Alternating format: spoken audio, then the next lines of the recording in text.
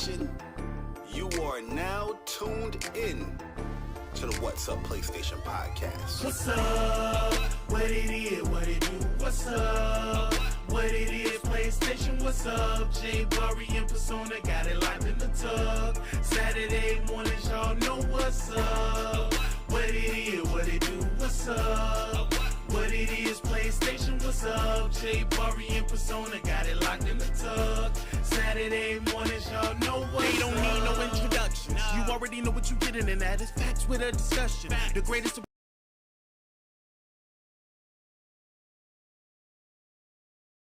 You know what's up, man. I mean it when I seen it. I was proud of these brothers. They entertain the people every week without cussing. And you don't ever hear the drama. They keep it clean on the podcast. Independent duo doing it big when they broadcast. Haters hate to see them doing positive things. PlayStation Nation got you, ain't it obvious, man? We pulling up every week and showing love in the chat. Unlike these other channels, these guys are showing their back. Like, what's up? What it is, what it do? What's up? What it is, PlayStation, what's up? J Bari and Persona got it locked in the tub. Saturday mornings, y'all know what's up. What it is, what it do? What's up? What it is, PlayStation, what's up? J Bari and Persona got it locked in the tub. Saturday mornings, y'all know what's up. They don't need no introduction. Persona, the gaming politician, politicking for the come up. Division and vision require precision, decision that gotta be thought of. The potential is exponential. Gamer credentials is what they brought us. Get caught up. You know, Bari bring the passion when he's speaking from the heart. He the best lisp on YouTube, climbing up the charts. And when Persona speaks, he gon' tear the mic apart. Intellectually, of course, cause you know the boy's smart. They cover the news with integrity, so you know it's a must watch. Ain't no console war, just two brothers being a font. What's up, PlayStation? Got the Saturdays locked. And if you ain't tuning in, you missing out. Get blocked. What's up? What it is, what it do? What's up? What it is, PlayStation, what's up? J Bari and Persona got it locked in the tub. Saturday mornings, y'all know what's up. What it is, what it do? What's up? What it is, PlayStation, what's up? J Bari and Persona got it locked in the tub. Saturday mornings, y'all know what's up. Yo, listen, man.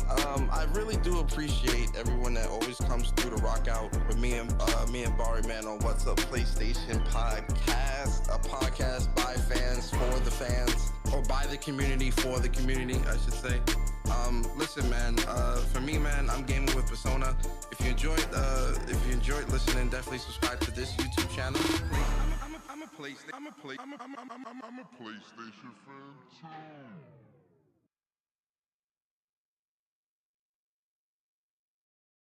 Yo, what's up, everyone? What's up, PlayStation Nation?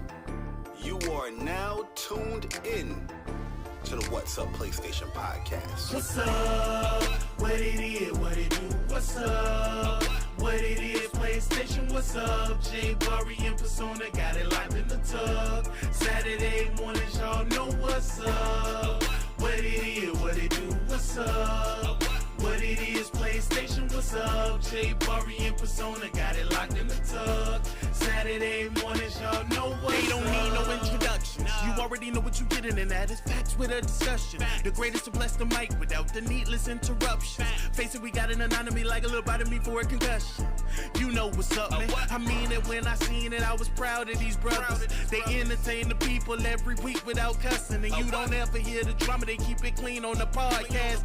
Independent duo doing it big when they broadcast. Haters hate to see them doing positive things. PlayStation Nation got you, ain't it obvious, man? We pulling up every week and showing love in the chat. Unlike these other channels, these guys are showing their back. Like, what's up? What it is, what it do? What's up? What it is, PlayStation, what's up? J Bari and Persona got it locked in the tub. Saturday mornings, y'all know what's up. What it is, what it do? What's up? What it is, PlayStation, what's up? J Bari and Persona got it locked in the tub. Saturday mornings, y'all know what's up. They don't need no introduction. Persona, the gaming politician, politicking for the come up. Division and vision require precision, decision that gotta be thought of. The potential is exponential. Gamer credentials is what they brought us. Get caught up. You know, Bari bring the passion when he's speaking from the heart. He the best lisp on YouTube, climbing climbing up the charts. And when Persona speaks, he gon' tear the mic apart. Intellectually, of course, cause you know the boy's smart. They cover the news with integrity, so you know it's a must watch. Ain't no console war, just two brothers being a font. What's up, PlayStation? Got the Saturdays locked. And if you ain't tuning in, you missing out. Get blocked. What's up? What it is, what it do? What's up? What it is, PlayStation, what's up? J Bari and Persona got it locked in the tug. Saturday mornings, y'all know what's up. What it is, what it do? What's up? What it is, PlayStation, what's up? J Bari and Persona got it locked in the tug. Saturday mornings, y'all know what's up. Yo, listen, man. I really do appreciate everyone that always comes through to rock out with me and Bari, man, on What's Up PlayStation podcast, a podcast by fans for the fans, or by the community for the community, I should say. Listen, man. For me, man, I'm gaming with Persona. If you enjoyed listening, definitely subscribe to this YouTube channel. I'm a PlayStation fan too.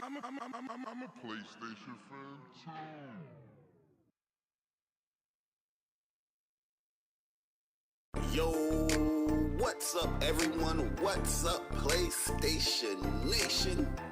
You are now tuned in to the What's Up PlayStation podcast. What's up? What it is, what it do? What's up? What it is, PlayStation, what's up? J Bari and Persona got it locked in the tug. Saturday mornings, y'all know what's up. What it is, what it do? What's up? What it is, PlayStation, what's up? J Bari and Persona got it locked in the tug. Saturday mornings, y'all know what's up. They don't need no introduction. You already know what you're getting, and that is facts with a discussion. The greatest to bless the mic without the needless interruption. Face it, we got an anatomy like a little bite of me for a concussion.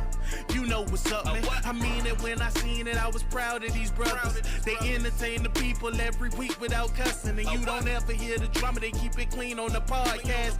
Independent duo doing it big when they broadcast. Haters hate to see them doing positive things. PlayStation Nation got you, ain't it obvious, man? We pulling up every week and showing love in the chat. Unlike these other channels, these guys are showing their bag like, what's up? What it is, what it do? What's up? What it is, PlayStation, what's up? J Bari and Persona got it locked in the tug. Saturday mornings, y'all know what's up. What it is, what it do? What's up? What it is, PlayStation, what's up? J Bari and Persona got it locked in the tug. Saturday mornings, y'all know what's up. They don't need no introduction. Persona, the gaming politician, politicking for the come up. Division and vision require precision, decision that gotta be thought of. The potential is exponential. Gamer credentials is what they brought us. Get caught up. You know, Bari bring the passion when he's speaking from the heart. He the best lisp on YouTube, climbing up the charts. And when Persona speaks, he gon' tear the mic apart. Intellectually, of course, cause you know the boy's smart. They cover the news with integrity, so you know it's a must watch. Ain't no console war, just two brothers being a font. What's up, PlayStation? Got the Saturdays locked. And if you ain't tuning in, you missing out. Get blocked. What's up? What it is, what it do? What's up? What it is, PlayStation, what's up? J Bari and Persona got it locked in the tug. Saturday mornings, y'all know what's up. What it is, what it do? What's up? What it is, PlayStation, what's up? J Bari and Persona got it locked in the tug. Saturday mornings, y'all know what's up.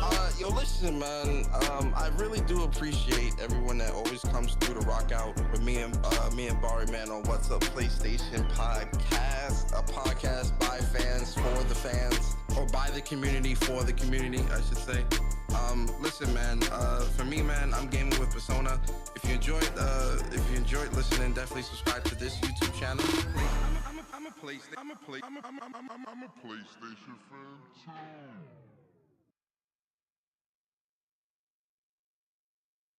Yo, what's up, everyone? What's up, PlayStation Nation? You are now tuned in to the What's Up PlayStation podcast. What's up? What it is, what it do? What's up? What it is, PlayStation, what's up? J Bari and Persona got it locked in the tug. Saturday mornings, y'all know what's up. What it is, what it do? What's up? What it is, PlayStation, what's up? J Bari and Persona got it locked in the tug. Saturday mornings, y'all know what's They don't need no introduction. You already know what you're getting in that. It's facts with a discussion. The greatest to bless the mic without the needless interruption. Face it, we got an anatomy like a little bite of me for a concussion. You know what's up, man. I mean it when I seen it. I was proud of these brothers. They entertain the people every week without cussing. And you don't ever hear the drama. They keep it clean on the podcast. Independent duo doing it big when they broadcast. Haters hate to see them doing positive things. PlayStation Nation got you, ain't it obvious, man? We pulling up every week and showing love in the chat. Unlike these other channels, these guys are showing their back. Like, what's up? What it is, what it do, what's up? What it is, PlayStation, what's up? J Bari and Persona got it locked in the tug. Saturday mornings, y'all know what's up. What it is, what it do, what's up?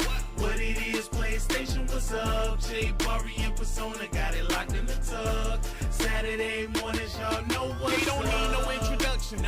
Persona, the gaming politician, politicking for the come up. Division and vision require precision, decision that gotta be thought of. The potential is exponential. Gamer credentials is what they brought us. Get caught up.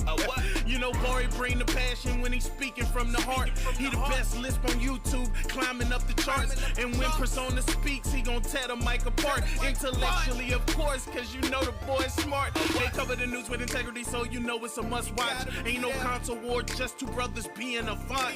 What's up, PlayStation? Got the Saturdays locked. And if you ain't tuning in, you missing out. Get blocked. What's up?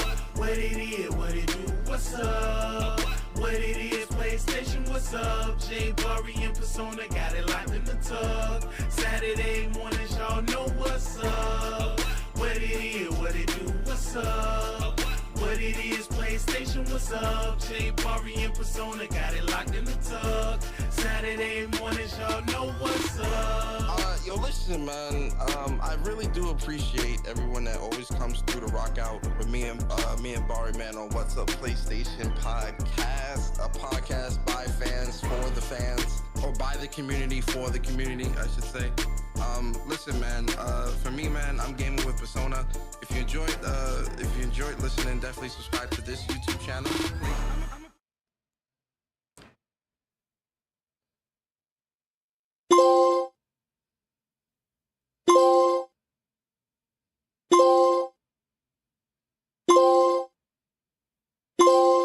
Yo, what's good, people, man? It's your boy Persona, gaming with Persona, and one half of the What's Up PlayStation podcast crew.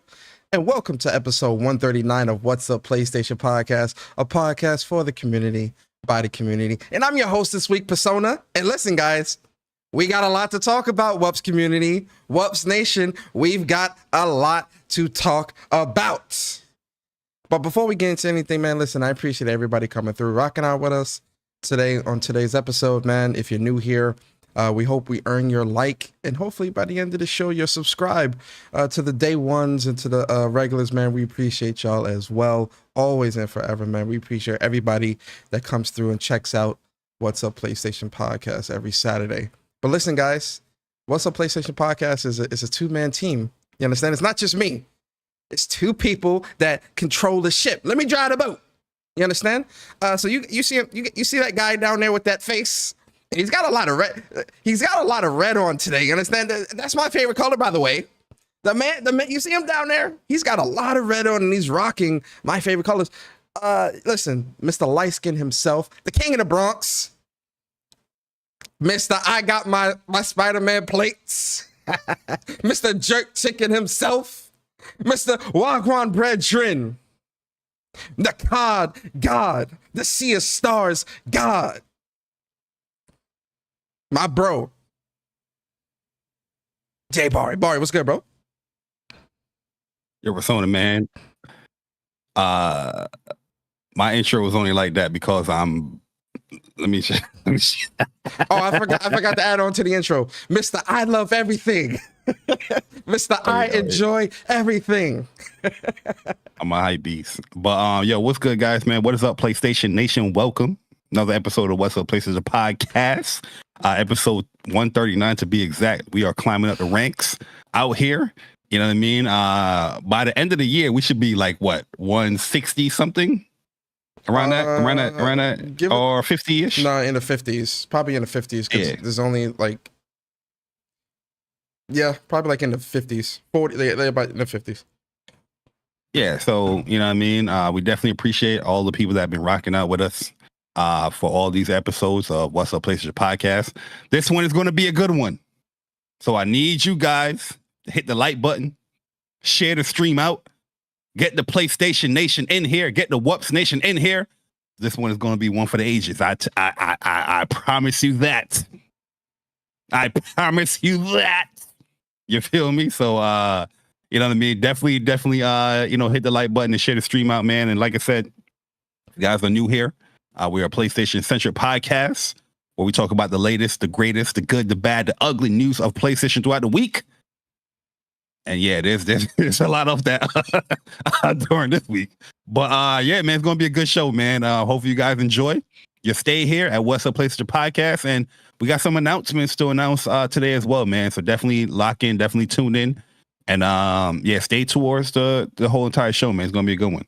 Yo, facts, man. We got a lot of great things to talk about today when it comes to the news. We got our impressions happening as well. And then, guys, it's a brand new month, you know, so you guys already know with a brand new month, we've got membership topics. We didn't do it last month because it was a guest heavy month. So, you know, we wanted to be respectful of the guest time. But, you know, this month, you know, we bring it back membership topics, man. So listen, WUPS Nation, you know, if you are a member, definitely you can still go to the post during the show and put a topic in there if you want to. And if you're not a member, man, consider becoming a member, man. You know, get membership topics and cool little giveaways every once in a while throughout the year as well. And you know, support us and support what we do. You know, definitely would be appreciated. Never mandatory, but always appreciated. But yo, listen, Bari, how you feeling this week, man? You know, so it's been a pretty interesting week, nonetheless. But how's everything with you this week, bro? Man, this week was pretty long week, you know what I mean? Pretty you know, stressful week work wise. As you know, closing week. Some of the craziest stuff happened during closing. And yeah, that definitely put me out, man. I was definitely tired like the last 2 days. Like I've been playing some games here and there, but I haven't been really playing any games because I just been tired, you know, once I you know, clock out or, you know, just leave work or whatnot. But yeah, man, it's definitely been a crazy week. You know what I mean? The faith in humanity and people has definitely slimmed down. Especially when you can thoroughly explain something and people was like, nah, we don't care what you got to say. Here's what you meant. You know what I mean? We definitely witnessed that this week. I was gonna say, of idiots man, you had a wild week on Twitter, boy. It was. I think we both did, like, you know, given you know stuff that's happened this week. But boy, you yeah, man. You getting famous at the end of the day, man. You know, people can disagree or what or not, but don't misconstrue, you know, what I'm saying. And regardless if you disagree with what I'm saying or not, I don't really care. I'm still going to speak my mind. That's how I always been, and how I feel about certain things. And another thing is too is like, you're not going to tell another black man he can't use a black card. Like, I don't know what the hell's wrong with y'all.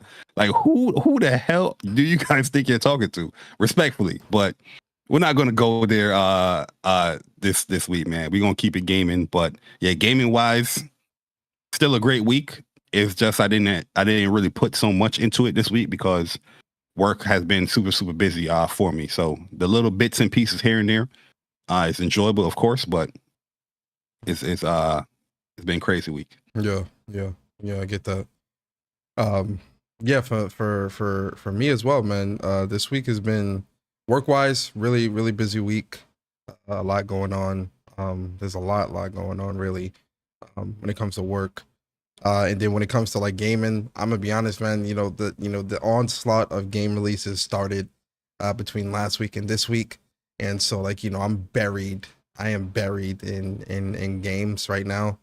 But you know, I gotta pace myself. So like, I'm picking like 1 or 2 games that I'm gonna play, because we are in the month of September, so there's a lot of other great games that's releasing. But I've been playing like Goodbye Volcano High.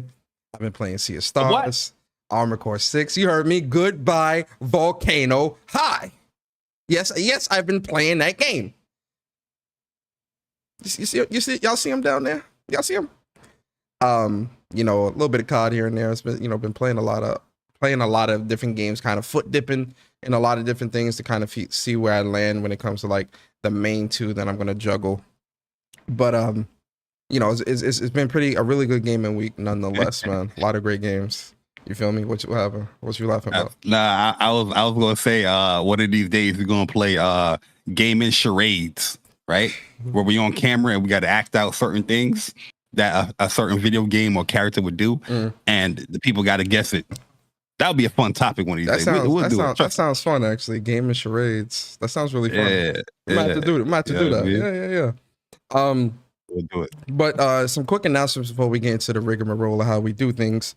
So there's a couple things that's going to be happening with What's Up PlayStation in terms of the very near future. And one of the things we did talk about last month that will be happening this month is the podcast is going to begin to become available on Apple Podcasts, Spotify, Google Play, and all those your favorite podcasting sites, where you will be able to listen to the podcast outside of just YouTube. The second thing as well is, you know, me and Bari talk about it, and this is still really early stages, but one of the things that we are going to be doing is WUPS reviews, right?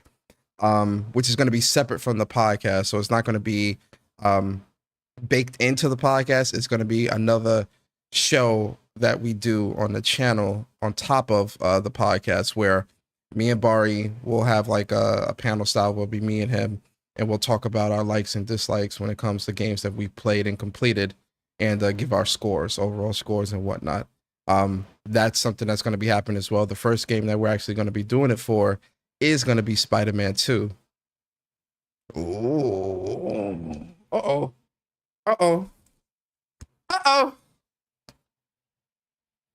Is it upside down? No, it's just my camera's mirroring it. So, you know, that's going to be the first game that we're going to be doing that for as well. And we're going to be doing a lot more reviews on the channel. Go ahead, Bari.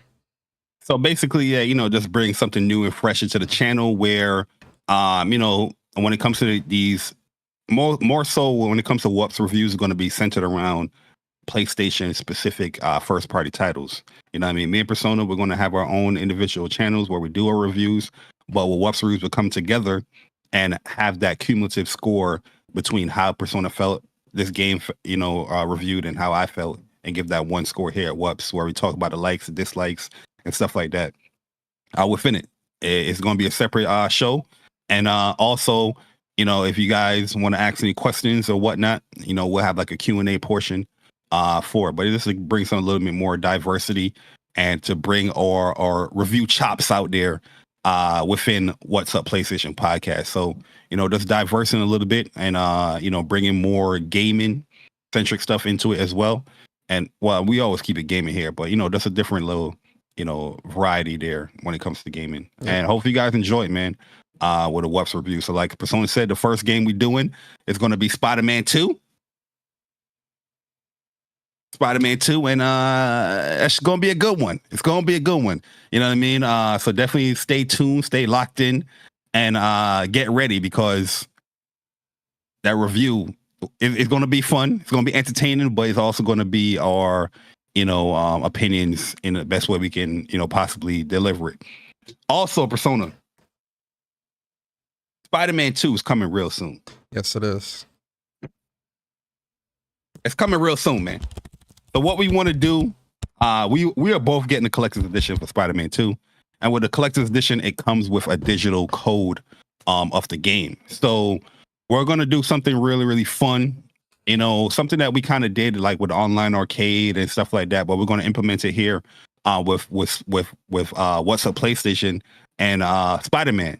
So that giveaway, which is going to be a digital deluxe edition of the game, we have 2 giveaways for Spider-Man, and in order to win the Spider-Man copy, we're gonna issue our What's Up PlayStation Spider-Man Marvel Spider-Man 2 like combo challenge, right? So what is going to take for you to win this copy of Spider-Man, if you guys want to participate, is all you got to do is pretty much on Twitter, here on Discord, you pretty much have the hashtag. What we're going to do, WUPS, like we could do hashtag WUPS combo. Right. Oh, WUPS Spider-Man 2. challenge or something like that. That's a long. That's long, right? That's too long. Let's do hashtag WUPS challenge. Okay, we do hashtag WUPS challenge, right? And what you would do, you can take any scenario within the game. So whether it's like one of those hideouts, whether it's just like a beating up on, a crime or whatnot, and within, don't try to make it a super, super long video. Try to make it around 30, 40 second, 50 second max. And you're going to post up that clip as far as what you did combo wise or whatnot, with the hashtag WUPS challenge. And from there, we're going to view the best outcome or the best combo within that scenario or whatever scenario that you posted. This applies to Spider-Man 2018 and also Miles Morales. So you can do it for either or of the games to enter within the giveaway challenge. Just to, get a little more engagement and showcase your own chops within the gaming community when it comes to, Spider-Man. And, on stream, we're going to pick the best two, combo situations or combo. And from there, the winner, the winner of, the Spider-Man copy. So we'll explain it a little bit more. Have probably like a separate video explaining the whole thing, breaking it down. Just wanted to announce it to get it out there in, your minds. If you guys already probably pre-order Spider-Man or you're like, oh, maybe I can win this. You have that in your mind where I could probably win this at WUPS. Mm-hmm. So yeah, best scenario, you're definitely going to, if the two best scenarios will win a copy of WUPS. Like I said, it could be a hideout, it could be a crime, whatever, showcasing your best combo, the best combos, what Spider-Man or what Miles can do within a video game. Yep. And me and Persona will pick the winners from there in the stream, later on, closer to when the game comes out. Yep. That's gonna be really fun, man. So everybody is free to enter, and the codes is obviously gonna be PS5 codes. So just keep that in mind as well. Oh yeah, it's pretty much locked into like US only. Yeah, US. So yeah, these are US codes. Apologize for the UK minds them. Right. My Eastern people over there. Yeah, international listeners. Sorry about that, guys. But yo, listen, that's a lot of it. A lot of great things are happening with What's Up PlayStation, man, with the channel and everything like that, guys. So definitely make sure you guys keep it locked, man, and we can't wait to see y'all combos, man. That's gonna be really fun. It's gonna be really fun, really entertaining, man. So can't wait for that. You feel me? Hopefully, I participate. Oh yeah, hopefully. I don't know what the hell. Everybody love gaming, boys. A gaming challenge coming. Whoa! Hold on. You lost me. You got a little too much dip on your chip. A little dip, exactly. But yo, man, listen, let me get these membership messages, man. Big shout out to CyberDragon, 16 months as a member of WUPS Nation. One of our first long-time subscriber, supporter as well, man, across me and Bari's channels for a long time. So big shout out to CyberDragon. He says, morning chat mods and the What's Up PlayStation podcast. This podcast eases the pain of no Saturday morning cartoons. Miss those. Man, that means a lot. That means a lot, CyberDragon, man. Shout out to you, bro. As an avid Saturday morning cartoon watcher, sir. I definitely miss those days. I ain't even gonna hold you, man. Remember those days of waking up with Yu-Gi-Oh and Beyblade and the Jackie Chan cartoon and all that stuff, and it's just so much fun stuff. I was binge watching Exo Squad. Exo Squad is on Peacock. Yo, there's so many years I've been looking for this show. Like, yo, can I get the DVDs, the Blu-ray, whatnot? Never. The week my Peacock subscription was about to run out, cause I was like, I'm only here for Twisted Metal, right?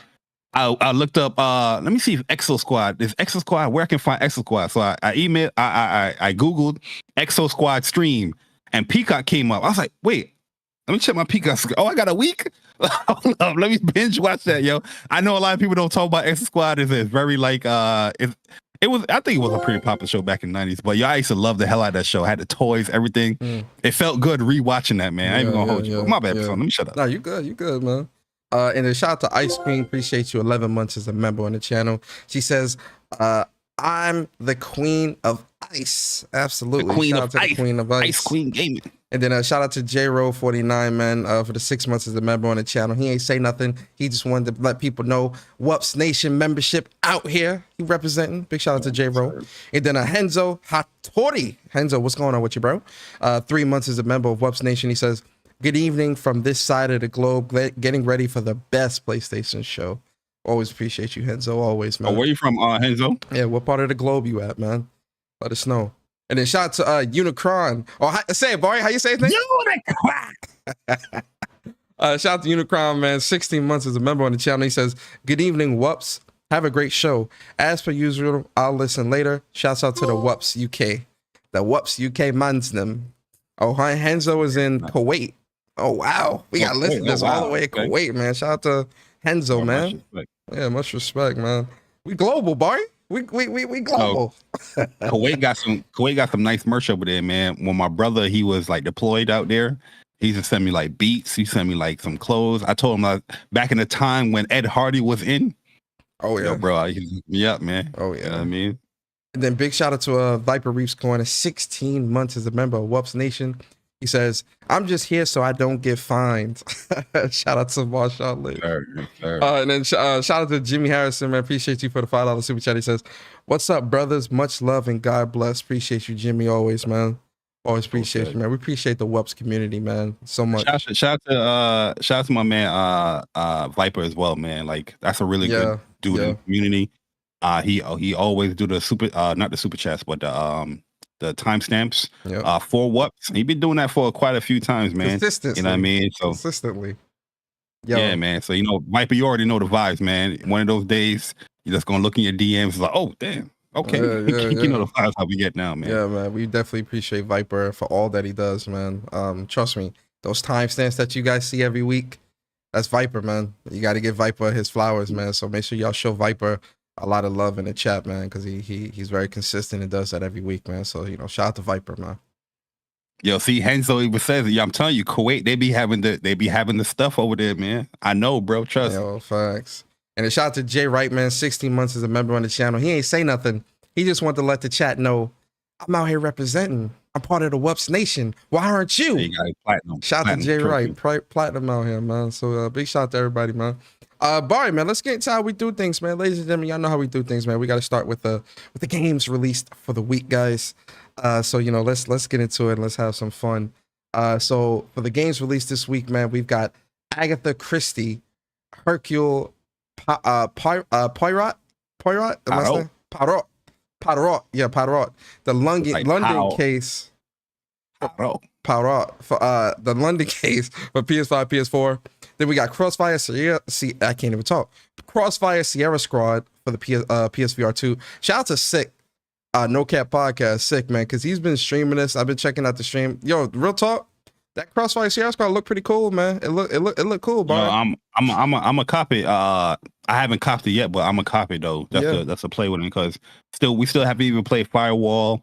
And maybe we could get a session. Maybe we get a Firewall session in this weekend. Cause I know they dropped the update, fixing a lot of That's what I'm saying. Like Firewall, definitely I want to play this weekend. You know what I mean? Whoever's down. Whether it's PvE or PvP, just out of PvP. Yep. And then a great game which I'll be talking about later on in the show. Goodbye Volcano High for the PS5, PS4. Bari, don't make that face. I see you. Don't go making that face, sir. Unacceptable. And then we got Rhapsody Marl Kingdom Chronicles for the PS5. Then we got another great game that released this week, Sea of Stars for the PS5, PS4. The Making of Karateka for the PS5, PS4. Under the Waves for the PS5, PS4. Gourmet Warriors for the PS4. How to Escape. How to escape what? What do you think they're trying to escape, Bari? How to escape? How to escape Twitter. Sign out. How to escape the blacklist. There you go.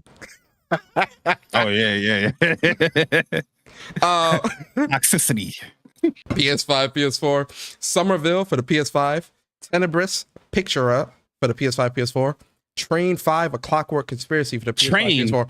Train. Don't disrespect them. Don't disrespect them like that. Train. Yo, did you check your emails? Do you check your emails normally? Yeah. Yo, the Tron devs, they sent me like a code for PC, man. Word? You know, just randomly. Yeah, bro.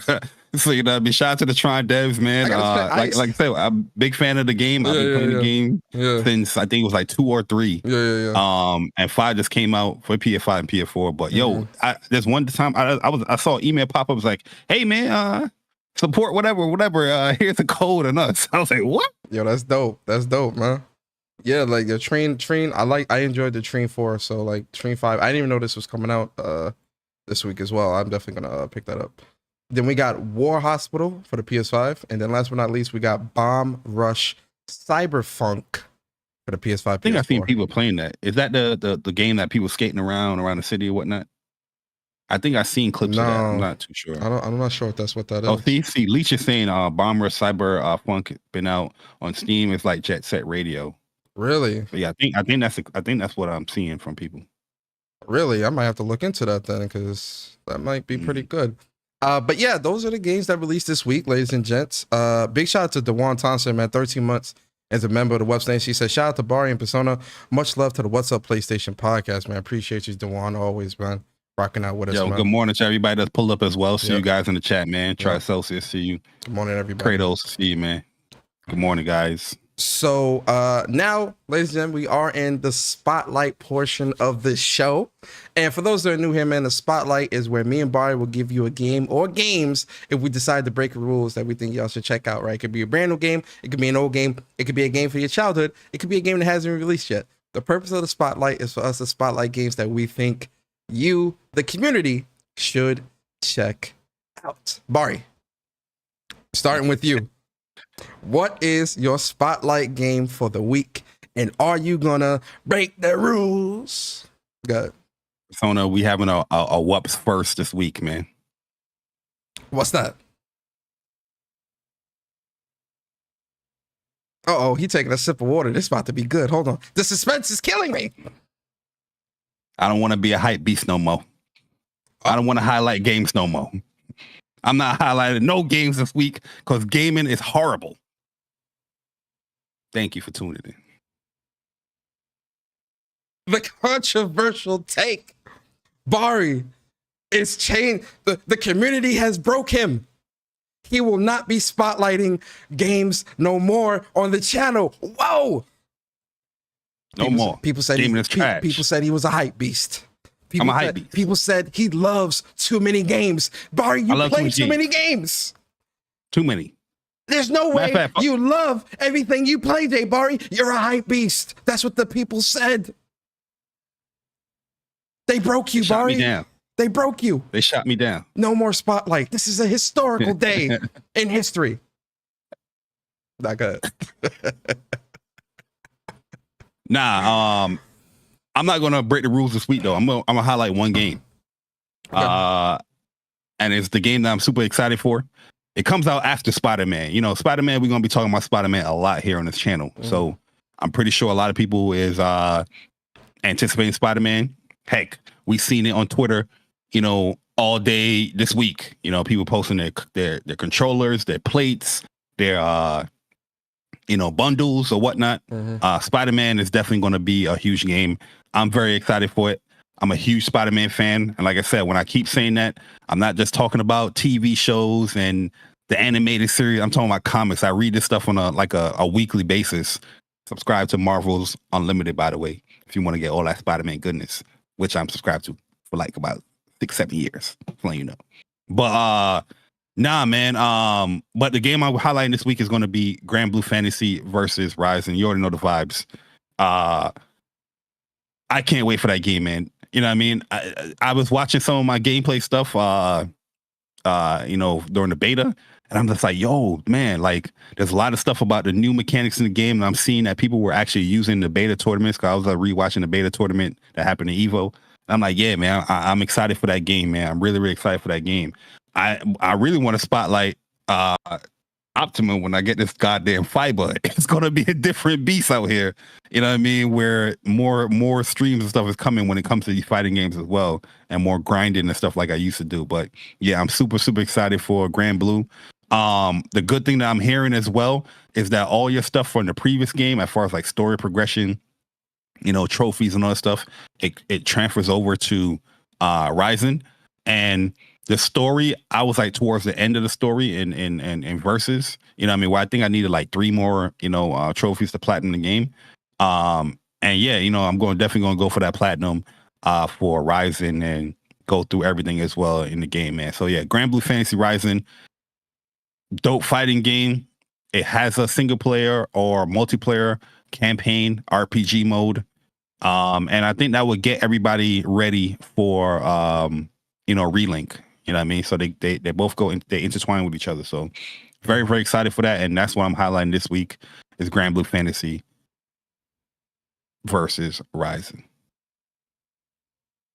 Damn, Bari only highlighting your diet. Yeah, definitely, man. Bari only highlighting one game, spotlighting one game this week. I'm a hype beast. Yo, I can't be spotlighting so much games. They definitely broke Bari. Whoa.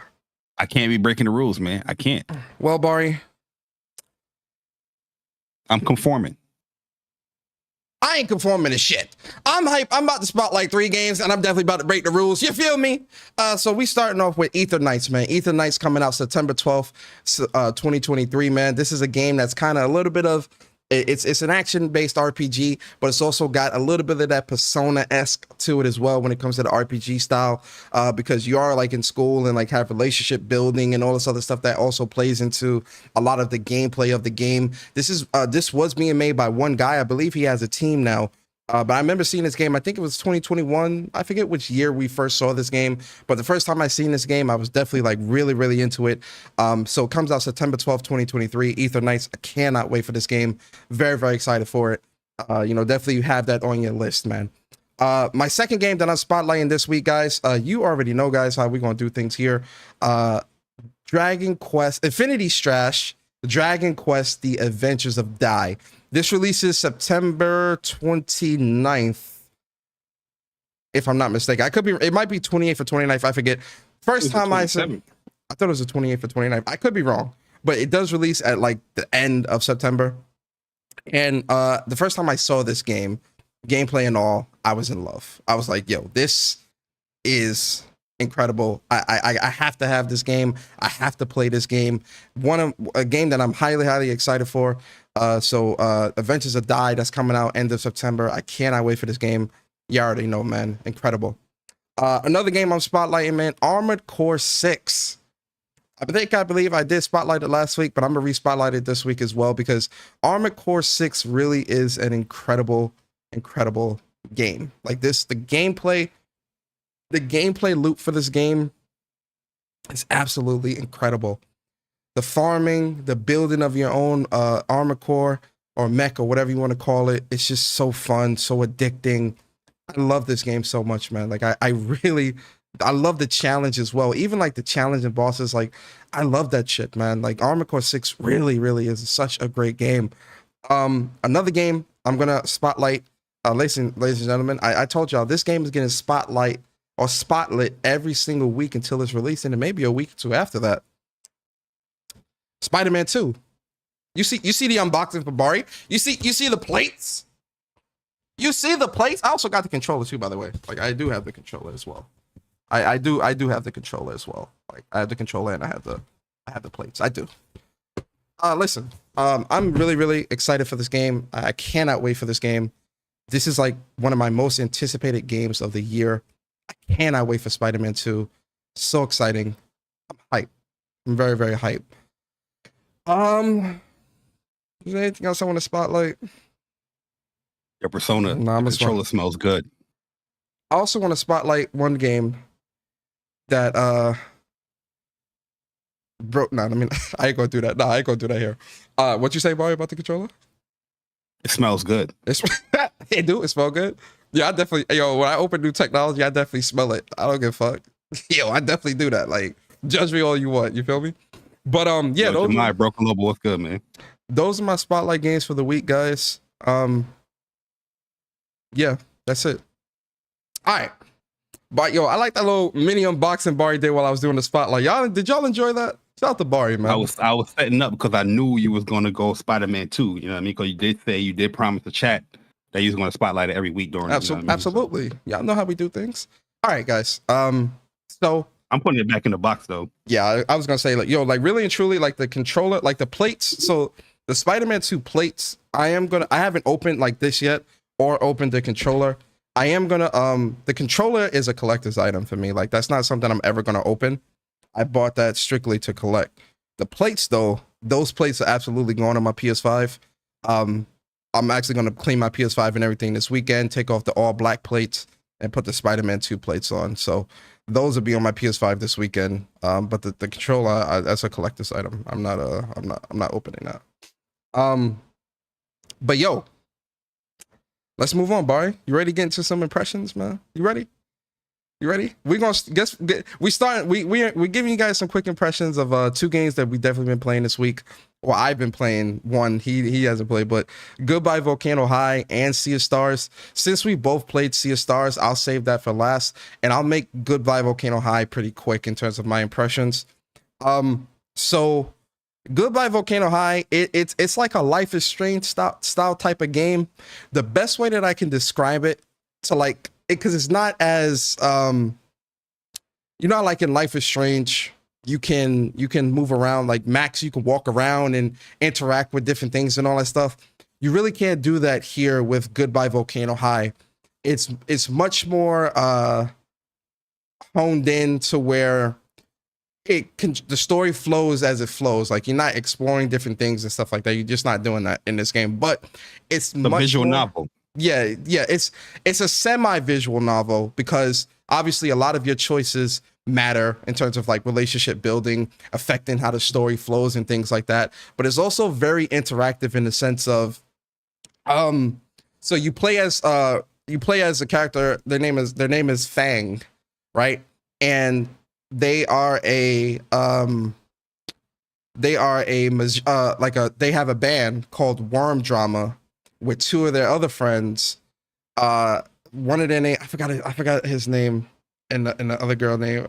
Her name I think is Trish, and his name is Jesus, I forgot their name. I forgot the other 2 names.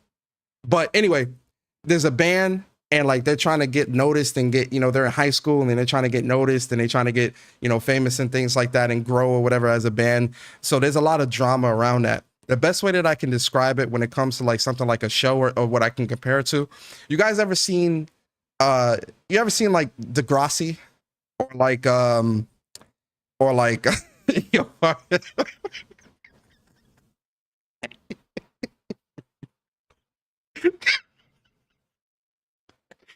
hey yo let's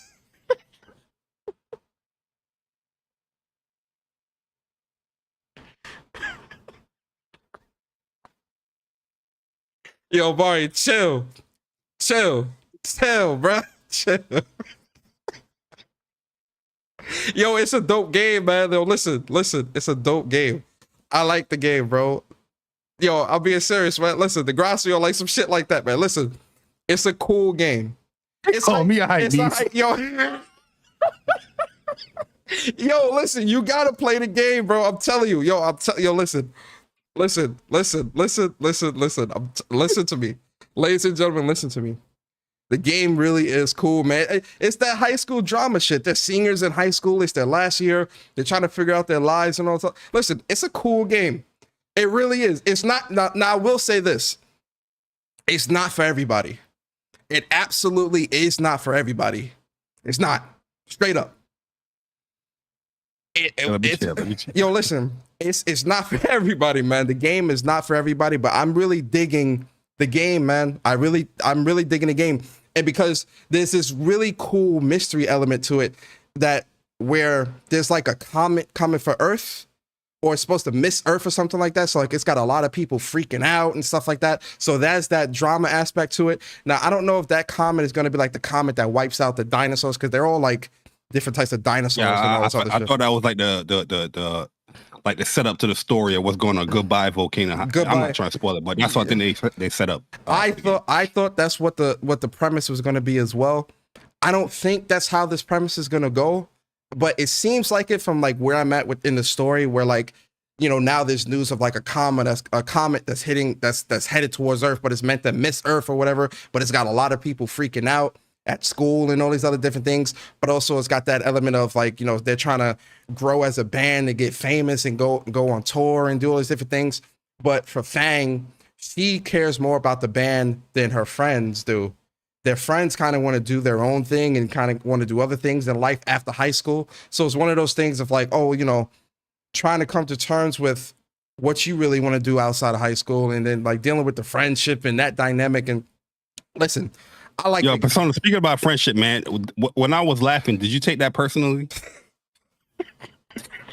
What happened? Yo, I'm being serious, man. I don't want this game to ruin our friendship, man. Bari, you know damn well you laughing ain't gonna ruin our friendship. Oh, okay. I don't take it that serious, bro. This game, I understand that some people aren't going to like the game, and that's okay. You know. Okay. I know some people are probably a little bit more emotional. That, you know, they probably can't. You know, they would probably view that laughing as, you know, an attack. They might smoke you. Yo, let me. Anyway, listen. Goodbye Volcano High is a cool game. I like it. I'm enjoying it. One for the agents, y'all. One for the agents. I'm enjoying it. Nah, man. I mean, at the end of the day, like, I have my jokes here and there. At the end of the day, if you play it, you enjoy it. That's all that matters, man. You know, it's something that is like I'm not really interested in right now. Maybe down the line, I'll probably play it. You know what I mean? If you tell me that, yo, it's an easy plat, hey, that might, you know what I mean? You know, bump that thing up a little bit more to play it. See, but the other side of this as well that's really cool, because, you know, when you're playing music and doing like the band stuff, because there's some really cool songs in here as well. So when you're playing the music and doing all this other stuff, that it becomes like copyrighted music. I don't know, because I was actually going to stream this game, legit, I was, but I don't know if that music is copywritten music or not, so that's why I didn't. But when you're doing like the band stuff of like the music and playing music and all that stuff, it turns into like mini Guitar Hero type stuff where like you got to kind of hit the right notes and, you know, hit the right buttons at the right time and all this other stuff. It's really for it to be more of like a visual novel type of setting. It's still really, really interactive. And I like the characters as well, man. I think the characters are, you know, like her brother Nazir and this one chick, her name is Naomi. She's like this real nerdy techie type of person in the school or whatever. I think she's crushing on Fang. It's a cool game. I like it, man. I do. I think it's a cool game, but like I said, it's not for everybody. How much does it cost? It's $30. Do you think right now it's worth it? To me, yeah, I do. Because I put like 5 hours into the game and I still didn't even finish chapter 1. And there's eight chapters or scenarios or whatever. I think it's so, yeah. So, yep. Goodbye Volcano High. That's Goodbye Volcano High impressions, guys. I'm gonna play some more of it this weekend for sure. But shout out to the devs too, man. You know what I mean? Yeah, Putting out something different. Yeah. At the end of the day, you know what I mean? Yeah, it is what it is. You know what I mean? I'm not trying to, you know, shoot down any game or not, especially that I'm not playing. But just from, you know, looking from the outside in, I am not interested in the game as of right now. Yeah. Not every game is for you. Yeah. But yeah, if someone enjoying it, you enjoying it, man. Yeah, that's cool. But yo, so those are the impressions of Goodbye Volcano High. Shout out to the devs. You know, they definitely put out something different. And like I said, you know, if you've played Life is Strange and real artsy fartsy games like that, I really don't see this as too much of a departure from that. It's just more in a more visual novel sense, right? Is it polished? Yes. Like, you know what I mean, like performance. Yeah. You know what I mean? Does the actual game pop as far as like the visuals and all that? Yeah. I played it on my OLED. It definitely pops. It's definitely polished. It flows pretty well in terms of like dialogue. I haven't really run into any like frame issues or like audio sync issues or anything like that. I haven't run into any of that. So it's been a pretty polished experience for me personally. But yeah, so that's Goodbye Volcano High impressions. Bari, let's get into a game that I know we both have been playing this week. You much further than me though, so I'm definitely going to let you take the lead here. But yo, talk to us about your impressions and how you feeling about Sea of Stars, man. What's your thoughts on that?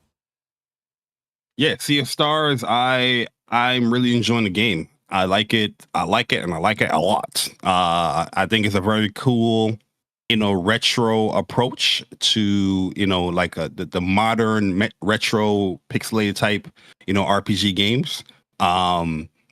Story wise is pretty cool. You're following, two characters. They're trying to be, they're quoted as solstice warriors.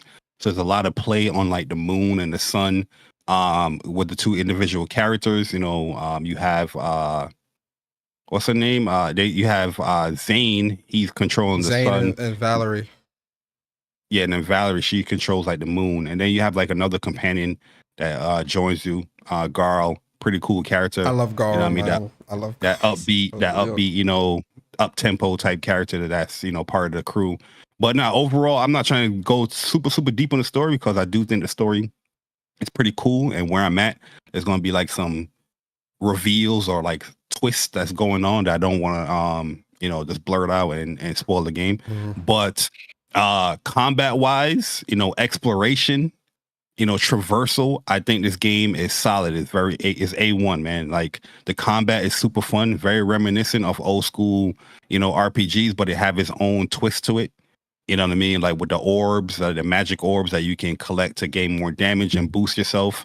Or, this is not really a new concept to, turn-based RPG games, but I'm happy that they actually brought something like this back, where it is more interactive with the combat, where if you press the X button or the tap button or the select button right before you're about to hit an enemy, you can get more damage. So it does like a double hitting attack, similar to, not like how it is for like, Legend Dragoon or Legend of Gaia, but it's just like that one hit, it's not like a combo like those games. But I do like that interactivity within the game. It keeps you on your toes, It keeps you, I want to get this vulnerability hit, or this critical hit. Boom, I get that. But it also applies to defense. Like I said, overall, these are things I've been doing in turn-based games, regardless if they have it or not. Defense-wise, though, in this game, like if an enemy is about to attack you, you simply press the same button, the X button, and you go into like this defense stance, where it's like probably like 1 frame, 1 second or whatnot. And if you time it right, you can mitigate some of the damage that enemies are throwing at you.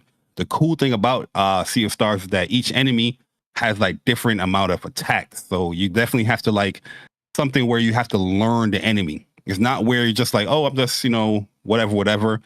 You got to see this enemy attack. Sometimes they would delay it. Sometimes it'll be really fast. And once you learn the attack, you can, properly time how you do your defensive stance to mitigate the damage.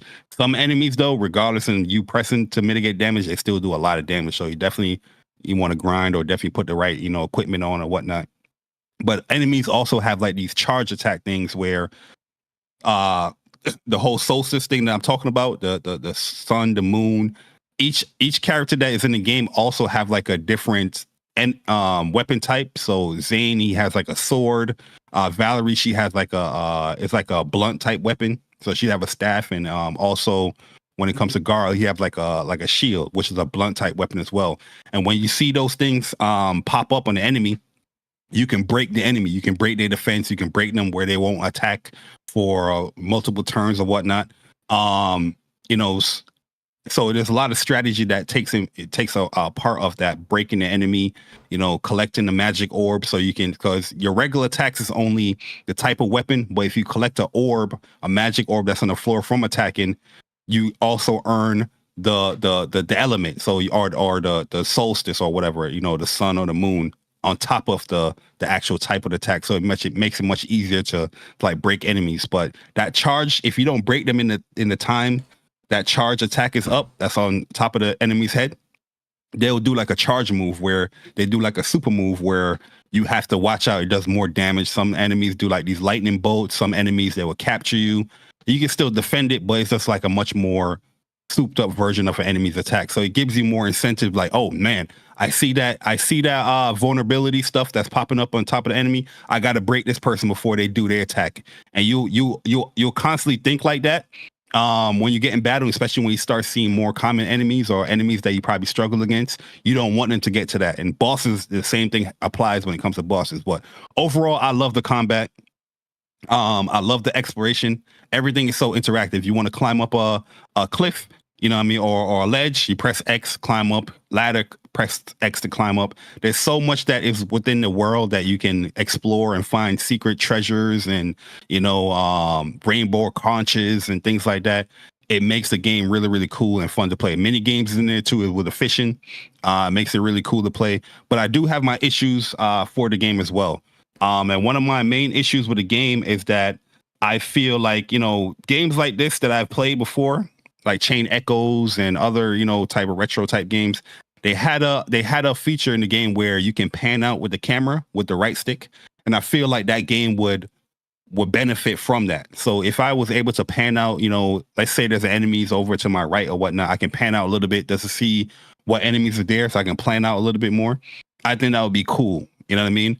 Also, I feel like these are small gripes that I have, or it could be major gripes depending on, you know, when I finish the game.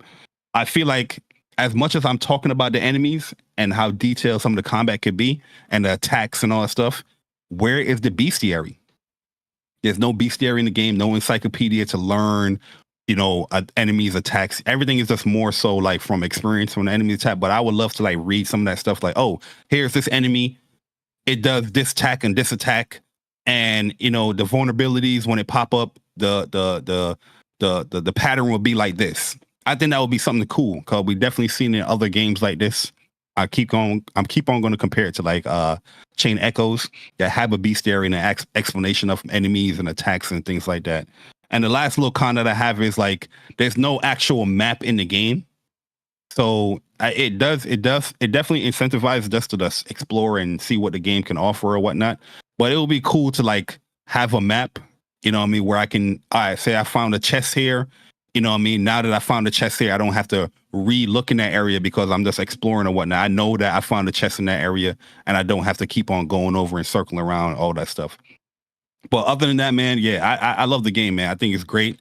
I got about 12, 13 hours, probably 14 hours in the game so far, and I've been enjoying my time with it. And I do think when people, you know, play the game, I think they will enjoy their time with it as well. But first impressions, very, very strong. And where the story's going, I can see, you know, I'm going to be ending up liking and loving this game. So that's my first impression with it. Yeah, no, I agree with a lot of what you're saying. So I'm not going to really spend too much time on it. But for me, man, I you know, I've only got maybe 4 hours, 5 hours in the game because, like I said, I've been kind of jumping around from game to game to game. But the time that I have spent with Sea of Stars, this is definitely a game that I was really looking forward to and couldn't wait to get into. And I'm enjoying my time with it very much. I love how active, you know, although it's turn-based, I know that might turn a lot of people off, but I feel like with how active this turn-based combat is, I do think that this is a game that even people who don't like turn-based will find enjoyment with it because of how much you really have to pay attention, right? When it comes to like attacking and both defending, but also in your moves themselves, right? When you use like the skill for Valerie with her moon crescent move, where she deflects the moon back towards the enemy back and forth, I love doing that because it's so fun, so engaging, but it also, again, it's very active, you know, so a goal is not slash, slash, slash. It's still very active. The exploration, man, it's really fun. Like being able to climb up and down on things, it's just so good in this game because it just makes that much more fun finding like little secret areas and little hidden caves with chests and things like that in them. And yo, the difficulty spike from like the first area to like the second area where I'm in now, it's a pretty like this combat is definitely very strategic, especially very early in the game. Like you really got to know like how you got to play. Like you can't just kind of use up your skills willy-nilly, and you really got to be really strategic and really master that defend and attack button as well, so that you can mitigate damage, because you're gonna run into enemies that's really gonna be hitting like a truck and you're gonna get washed up, trust me. But I love the game, man. I love the game. I'm enjoying it. I'm gonna put a lot of time into it this weekend and really dig deep into the game. But I'm loving it, man. I think it's a great game. So, you know, shout out to the Sea of Star devs. Yeah, this is from like the message. I don't know if you played the Messenger before. I think I have the I gotta look if I have the Messenger on my PlayStation. I haven't booted up the game or played it, but you know, a lot of people saying that if you enjoy this game, definitely play the Messenger. So, you know what I mean? I'll definitely do that because yeah, I am enjoying Sea of Stars a lot, man. The game is clean. It's probably one of the most beautiful looking, retro inspired, looking games. In my opinion, the animation's beautiful too. Probably the best animations to date. Yep. You know what I mean? Cause they animate a lot of things that normally those type of games like Octopath, Chain of Echoes, they wouldn't animate in the game. So, yep. You know what I mean? Definitely like it a lot. Yep, I agree. So those are impressions, guys, of Goodbye Volcano High and Sea of Stars. If you have what up, Sick? Oh, Sick is saying that Messenger is like Ninja Gaiden from NES. Okay, gotcha. So if you guys haven't, shout out to Sick, by the way. If you guys haven't, man, check out those games. If you have played them, let us know in the comments or in the chat, man, what you guys think as well. We love to hear what the community is thinking as well. If you have made it this far, man, we about to get into the news, but I got to give y'all some trophies because the news is about to get spicy. The news is about to get spicy. And we're going into the first news is so spicy. No spicy. Yo, listen. Oh my God. All right, guys. So it's a brand new month, and you guys already know with a brand new month, we get the PlayStation Plus games for the month. And lo and behold, yeah, we starting there. Yeah. The friendship ender. I mean, Saints Row. Saints Row. The irony of, for those who don't know, the irony of this game being free this month, it's just crazy. It's just crazy. But the irony, for those that know, you know. But for those who don't know, just be glad you don't know because it's pretty stupid. Anyway, Saints Row, Black Desert, and Generation Zero are our Black Desert Traveler Edition. Don't forget that. Thank you. Traveler Edition. Thank you for correcting me. And Generation Zero are our monthly games for September. I'm gonna get into the juicy stuff. I just want to focus on the monthly games first, Bari, because I know the juicy stuff, is going to take a considerable amount of time. We're gonna be talking about that for at least 10 minutes. So Bari, just looking at the September's PlayStation Plus games, how you feeling? Give me your thoughts on these games and give me your score for the September. Careful now, Bari. Before you give your thoughts, you got to be careful because if you say the wrong thing, someone might smoke you. Okay, go. Nah, man. Seriously though, well, not seriously. First, I gotta say the joke because it is what it is. The game that ended friendships, man. Yo, this game right here is gonna circle back around. By the way, I was in the news cycle of this show, so stay tuned. You know what I mean for this game. Saints Row is a game that it's a series that I've played the first game. I didn't really play the second game. All the other versions. The PS4 and when it got real crazy. And I didn't really get into Saints Row like that. So I'm not interested in Saints Row. I don't really have a history with Saints Row. I never been interested in this game. Even the new one, I always thought the game didn't look good from the previews and whatnot that I've seen. You know what I mean? I'm still yet to see somebody actually stream this game. And I'm like, oh, this looks actually pretty cool. I've never seen it. You know what I mean? So I've never been interested in the game. Black Desert, not interested in the game as well. You know what I mean? Somebody that I do trust in gaming. My man Chris Righteous, he said the game is not that good. You know what I mean? Normally me and Chris, we align with a lot of stuff when it comes to games. So, you know what I mean? But not interested. Generation Zero, I don't know what it is. I see like a mech in the background. It might be cool, but overall, my score. You want a score? Yeah, give us like this. How we do things. What are you giving us? A, B, C, D. What you giving this month in terms of PS? Oh no, this is the D minus, man. This is almost an F. You know what I mean? This is complete utter trash that you're offering this, and the reason why I'm doing it is because of the news that applies to it after as well. Yep. But overall, you know what I mean? This took a nosedive as far as PlayStation offerings when it comes to PlayStation Plus. You know what I mean? Like, I don't know if they read the room pretty. I don't think they read the room here offering these games, but I don't know how these deals are done in the background. But I can only speak as far as if I'm interested in it as a gamer. As a gamer looking at the three games, I mean, it's three games that I don't have, but I'm not interested in none of them. Yep. You know what I mean? So. Yep. I got to be honest with myself, or I can put on the influencer mode and be like, "Oh my god, this is great," you know what I mean? But nah, I'm not interested in none of these games. Yeah, D minus. Yeah, D minus. Okay. Yeah, so Plus, it ended friendships. Yeah, so for me, man, yeah, friendship and I mean, Saints Row. You know, when it comes to Saints Row, I never really was like the biggest fan of Saints Row because I always looked at it as a GTA knockoff. I know it's got its own thing or whatever, you know, and even like I'm even talking about like the older Saints Row games. I just back then I always would look at this and say, why would I play this? I would just play GTA, which I was playing anyway. So I'm like, why would I leave GTA to come to this? I get it, it's not the same thing like 100%, but I've seen enough similarities there for me personally to be like, I'm good. Seeing this reboot. And again, I'm not saying that the old games were bad or anything like that. I'm just saying they weren't really my cup of tea back then. I would rather just play GTA. But in terms of this new Saints Row reboot, you know, I personally, you know, looking at this game, especially for this to be on like PS5, you know, it looked really bad. It didn't really look all that great or all that appeasing to me personally. You know, me and Bari, funny enough, we cracked jokes about this game at one point. You know how we do, crack our jokes.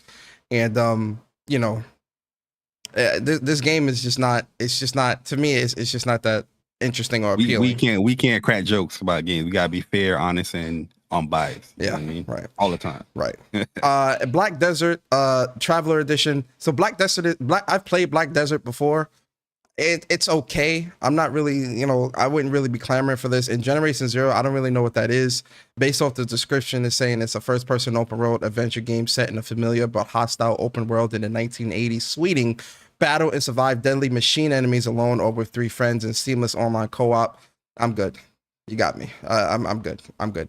Yeah, this month is extremely weak. All 3 of these games are just very weak in my opinion, and not really something that's really worth, in my opinion, even adding to the list. Yeah. You're not gonna add it to your library? I might add Saints Row to the library so I could play it and laugh. Why are you gonna do that? I mean, you can do whatever you want, but yeah. So that's the month. If I had to give this a score, I actually would give this an F. This is an F for me personally. So they failed. Yeah, they failed this month, especially leading up to the information of what we are going to talk about, Bari, because that's not all in this blog post. Let's go to the bottom and get to the news get spicy. Get to the nitty gritty. So the other news that PlayStation let us know as well. Like, Bari, let me read this. I want the chat and everybody to understand. You feel me? So you already knew I was going to go off. Yeah, let me read this. I don't go off. I got you. Let me read this just so that the chat understands. Then we're going to get into it. So we also wanted to let you know that starting September 6th, that's next week, guys, we will be increasing the price of PlayStation Plus 12-month subscriptions globally across all benefit plans. This price adjustment will enable us to continue bringing high-quality games and value-added benefits to your PlayStation Plus subscription service. Here are the new prices for PlayStation Plus 12-month subscription plans. PlayStation Plus Essential 12-month, $79.99. Used to be $59.99. Now it's $79.99. So that's a $20 increase. PlayStation Plus Extra, which is the second tier, $134.99, which was up from, how much was it before, Bari? It was $100. $100. Yeah, there we go. So it's up $30, $35. And then the PlayStation Plus Premium tier is now $159.99, which is up from $120 that it was $40. The new prices of the PS Plus 12-month subscription will remain at a discounted rate when compared to purchasing the 1 month or 3 month over the 12-month period. For current 12-month subscribers, this price increase will not take effect until your next renewal date that occurs on or after November 6th. Hopefully, any membership changes you make on or after September 6th, such as upgrades, downgrades, or buying additional time, will update your plan reflecting the new prices. You can change or cancel your subscription anytime. Details here. Bari, starting with you. Know why they put that last? Of course, sentence, right? Of course, because they know those cancellations are coming. 100%. people was going to change. Seeing news like this and how you deliver the news like this, people are going to react a certain way. Yep. You can't expect to up something from $20, $35, $40 with it and expect people to take it. Oh, okay, it's just, that's a price increase. Everything's going up, and you're only giving them a week's notice. On top of that, this should have been a blog article separately. This should have been news coming out, talking about it, explaining it thoroughly, detail why this is it. Not this lame, vague ass response or reasoning on why the price isn't being increased. Because at the end of the day, with the price being increased, you're still not putting anything more within the service. PlayStation Plus Essential is not getting an additional feature within the service, and neither is the other tiers. So just going out there and telling people that the price adjustment will enable us to bring in high quality games and added and value added benefits to the PlayStation Plus subscription and leave it there is not good enough, because people want to see, okay, you're bringing high quality games. What are the games? Not with this Saint Row and Black Desert being announced. You know what I mean? People going to question that. This is not and they the right saying bringing value added benefits. What are the bringing the added value benefits? At the end of the day, man, the way how PlayStation been doing certain things with the marketing is not right. I went on their blog article. I don't know if you can scroll down, Persona. Scroll down if you can see the comments. If I read my own comments. Man. No, I got them. I got them up. The comments. So the comment I wrote on here, I said, I think the price increase is very disrespectful to loyal fans. The fact you're given a week's notice at the bottom of an article shows you knew the feedback wouldn't be positive, and the lack of respect for fans, consumers of PlayStation. You need to make multiplayer free, like on PlayStation 3, because that's what I feel like they should be doing. You know what I mean? Or have that, you know what I mean? You need to make multiplayer free. If PS Plus is so good and the benefits and the games that it's offering is so good, then people will stay subscribed, right? Mm-hmm. Because it's such a benefit to, I gotta stay subscribed to the service because I'm getting so much good games. The fact that you are locking the multiplayer in it, I get why they're doing it. But the fact that you are locking the multiplayer, other benefits, I think like the cloud save stuff, I'm not even upset about that. You know what I mean? Because PlayStation and Microsoft and everybody else, they're a different ballpark as far as how they do their servers and cloud management and all that stuff. So I'm not even upset about PlayStation even charging for cloud saves. But now we're seeing them doing first party games day and date with PC. And on the PC side, there's no type of requirement. There's no type of criteria for you to be subscribed to some type of service to play the game online on top of buying it. Why is it that's the case here on the console side? You know, I mean, this is something I've been bringing up for the last couple of years now. People, and people have been, putting it under the rug. Now you see a price increase. Now you're trying to, but I think PlayStation need to make the game free. No, you wasn't saying it when I was saying it. Stop lying to the goddamn people. You know what I mean? I hate when people do that stuff, man. You wasn't saying that. Trying to lie to the people, man. Let me continue what I just said, man. And if a value quality is intended, like it's stated in the article, people will see and remain subscribed. But the announcement was super disappointing and tone deaf. That's what it is. Super disappointing announcement here.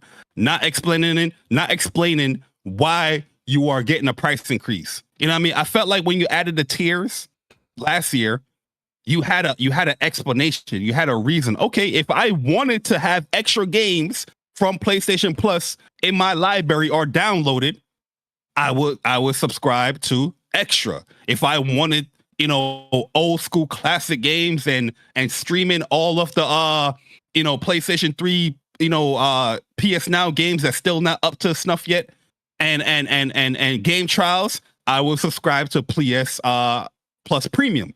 You know what I mean? There's an incentive. There's benefits there to do that. There's more to do that. So more is being applied. You have the tiers added. It costs more. But now you don't have more being applied. You offer dog shit like Saints Row and Black Desert and thinking people going to have a week to be like, oh, upgrade $20, $35, $40. It is shameful that I'm even talking like this. Because I figured like, yo, from the beginning of this generation, PlayStation have learned how to properly market and properly convey things that they're doing with the gaming community. But it seems like this is not only with the games that they're creating, they're so tight-knit about, is their goddamn services too. You got a week. So I'm not even surprised. You know, it might be next week. You probably get an announcement. Hey, you want Last of Us multiplayer? Here's $100. You got to pay $100 for this game. It's here. You cooking? That's why I ain't saying nothing. But let me talk. Let me talk for a minute. You feel me? Go ahead, man. I apologize. One of the, I mean, obviously the price increase in itself is very rude, very disrespectful, and it's crazy to do a year after doing this whole tiered shit, right? The thing that like I find most disrespectful, that's a slap in the face. You know, it would be different if you was dropping bangers in there, like, hey, Horizon Forbidden West or some shit like that, right? For people to play, and I'm not, you know, whatever. This is the list you give me, PlayStation. This is the list of games that you thought would smooth over the price increase. Saints Row, Friendship Ender, Black Desert, and Generation Zero? No. Yeah, I'm gonna say this Persona real quick. Not. I'm gonna say this real quick, because I know you're gonna go in. But even the fact of like the games being offered, I understand where you're going. It's bad, right? But PlayStation Plus used to offer like 4, 5, 6 games, VR games as well. They took that, they skimmed it down. They slimmed it down. They said, oh no, we're just gonna be offering 3 games now, PS5 game and 2 PS4 games or whatnot. So it's not like we're getting more with a price increase. We're still getting less than we got before when it was cheaper. But go ahead, my bad. No, you're right. But I feel like with a list like this, the price increase in itself is not warranted, in my opinion. I think it's a huge L. I think the way that you went about doing this and just kind of like sliding it in there at the end to kind of justify by using this trash list of games, like it just isn't. It just isn't the right way to do things. And I don't like that PlayStation is just like kind of like sliding in there and kind of just being like, oh, okay, you know, now we'll keep it moving because it'll blow over, right? We saw this with them saying they're not going to be reporting numbers no more for PlayStation Plus tiers and whatnot. That's an indication of, you know, there's definitely some issues. When it comes to you know, articles that we keep seeing of like not PlayStation Plus, but subscription services in general stagnating, right, and becoming stagnant. This is something that I have been saying for quite some time when it comes to how we consume or play our games or things like that. I do not want these subscription services to be the main way of how you play games. We're doing day and date this, day and date that, and all that stuff, because this is the shit that's going to happen, where you're going to keep seeing these price increases and increase. And this is what's happening right now. They're increasing the price because I think the subscription numbers are going down, right? But also it costs a lot of money to keep putting games, especially if you want bigger and better games into these types of services. That shit's going to cost money that clearly people ain't trying to keep spending more and more and more and more. Next thing you know, it's going to be $250 a year, especially if you want the bigger budget games in these types of services, which I don't want. But back to PlayStation, this right here reeks of PlayStation 3 era of reporting. You just slide it in there, keep it pushing, very cocky, right? Because, you know, PlayStation is the shit. You know, they #1 console, breaking records, breaking sales. People are buying their games. Most people are like, they're getting back in that cocky era. You get what I'm saying? That's not what I want for a PlayStation when it comes to how they're moving with this stuff. When it comes to the subscription services, when it comes to the price increase, it's not a good look. It's not a good look. And PlayStation is going to have to really come out and explain, because we're not seeing it through the actions, because you just off with Saint Row. This ain't it. The quality that you're talking about, this ain't it. And don't get me started on the premium classic games, where you've been dropping the ball on that out the gate. You had a couple of wins here and there, but mostly it's been trash. Or things that are releasing on PS4 that was from PS3. Where is Resistance 1 and 2? Yeah, like the premium stuff. Like when it comes to the classics, I'm with you guys, and I'm all for that. Same, I share some of the same sentiments, but I don't know what's the back and forth, the conversations that happen to get those classic games. Doesn't on there. matter. My biggest critique is going to be the first party stuff that they do own. But that's what I'm talking about. That's taking a little too long. But that's what I'm talking about. Siphon Filter has really been carrying those classics for quite some time now. You feel me? Yeah, we got a couple of, like I said, a couple of here and there with Valkyrie Profile, the Twisted Metals, and just came out or whatever, stuff like that. But there's a lot of games on PS3 from PlayStation's catalog that are stuck there. You feel me? Again, Resistance 1 and 2. Where are those games at? So the thing is when I'm not even gonna get semantics and whatnot. Yeah, I agree with what you're saying. What it is when it comes to that. I want to share this as well, man, because you know what I mean. I also blame the whole live service push as well, and games. Remember the question that we always ask, when we talk to everybody that's, they sold 4 PC gaming with PlayStation. What we always ask, what do PlayStation fans get? How do the PlayStation fans benefit from these moves that you're doing? It doesn't seem like we are benefiting at all from any of these moves that they're doing. All we're seeing is price increase with games, and price increase with services that don't apply on the other platform that you're putting your games on. Yep. You know what I mean?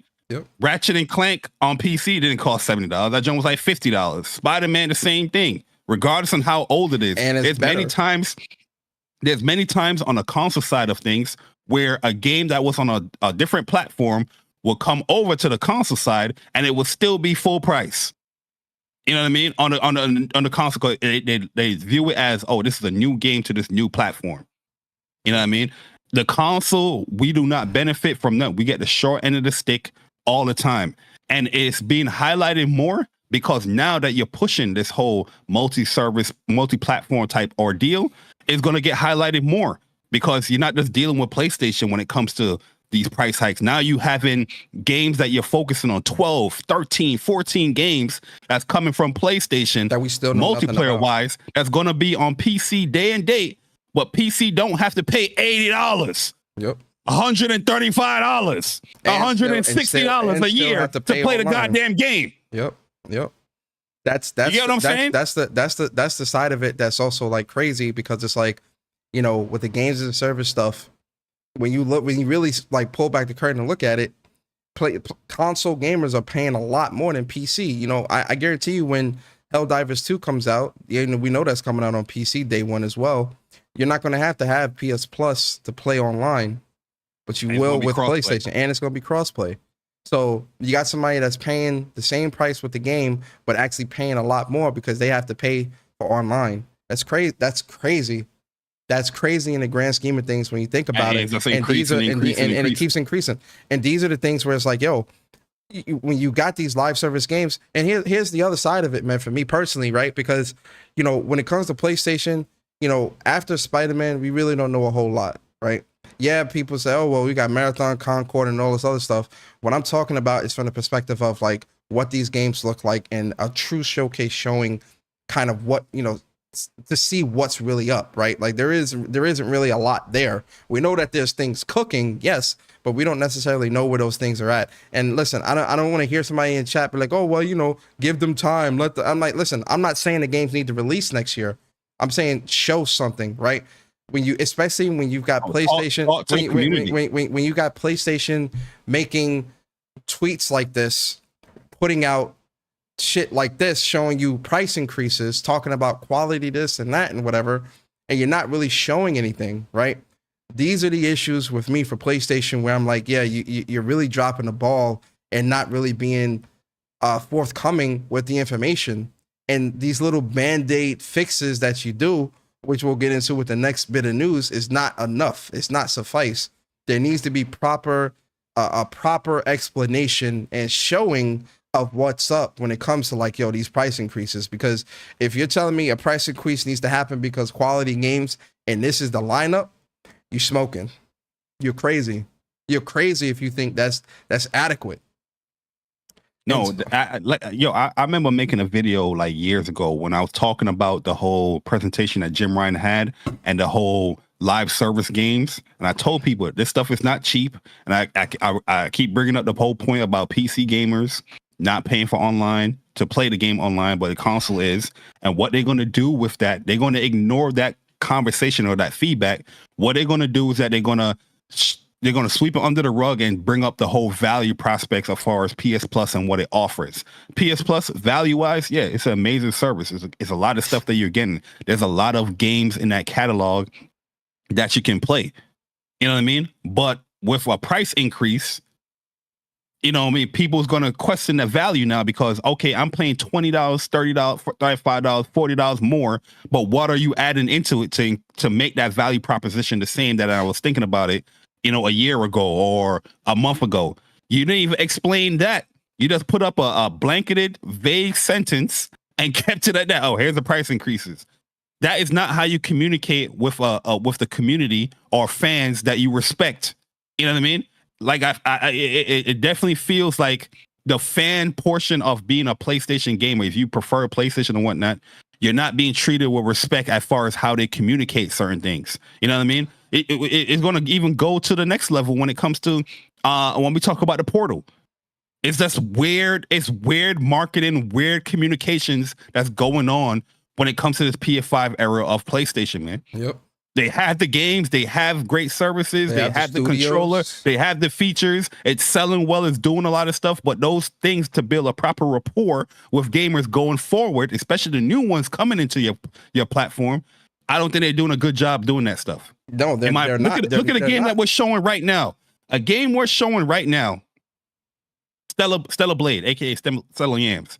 Beginning of the year, they communicated, here's games to look forward to, 23 games for year 2023. We're in September 2023 and nothing of this game is being talked about or showcased. All we can do is assume, the game is getting delayed till 2024. No proper communication to let you know, here's Stellar Blade, here's why you haven't seen it, it's getting delayed, sorry for the delay, blah, blah, blah, you know what I mean? Stuff like that. None of that. Nothing. Like I don't, and people, when we talk about these things and when we bring in these points, they call us the crazy ones or we're the toxic ones or, you know, we're fanboys because we're bringing up, PlayStation don't communicate. Man, just wait and relax. Let's love gaming, blah, blah, blah. I don't want to hear that stuff because everybody that come to you and say that stuff asks what platform they prefer playing games. It's not PlayStation. Nope. You can't tell somebody that devote their time on this console 24/7 or whatever, how many times you play the goddamn game and tell them how they should feel about the communication or the lack thereof when it comes to PlayStation and the moves that they're doing.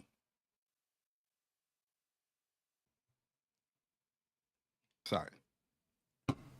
No, Bari's right.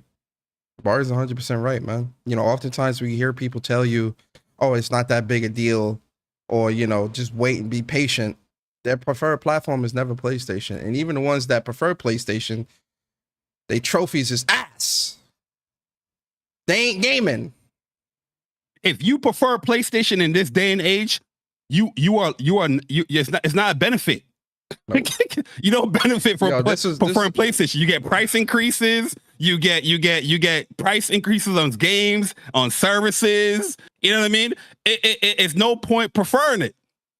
Yo, my thing. If you don't prefer and you don't play on a platform, you benefit from everything. You get stuff free. You're not entitled to the whole price increase because you're going to play these games online on PC. You're living a good life. Yo, that's a good point though. Like, I think if somebody is getting like stuff for free, like because they're an influencer or journalist or whatever, I personally feel like they're not qualified to even speak on how someone that's a paying customer feels.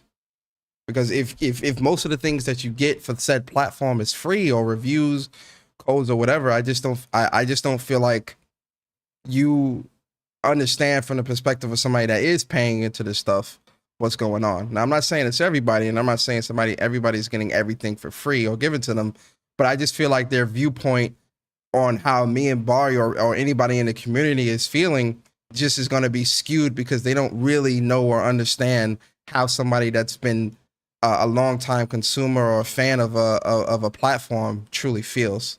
That's just my thoughts. That's how I feel about it.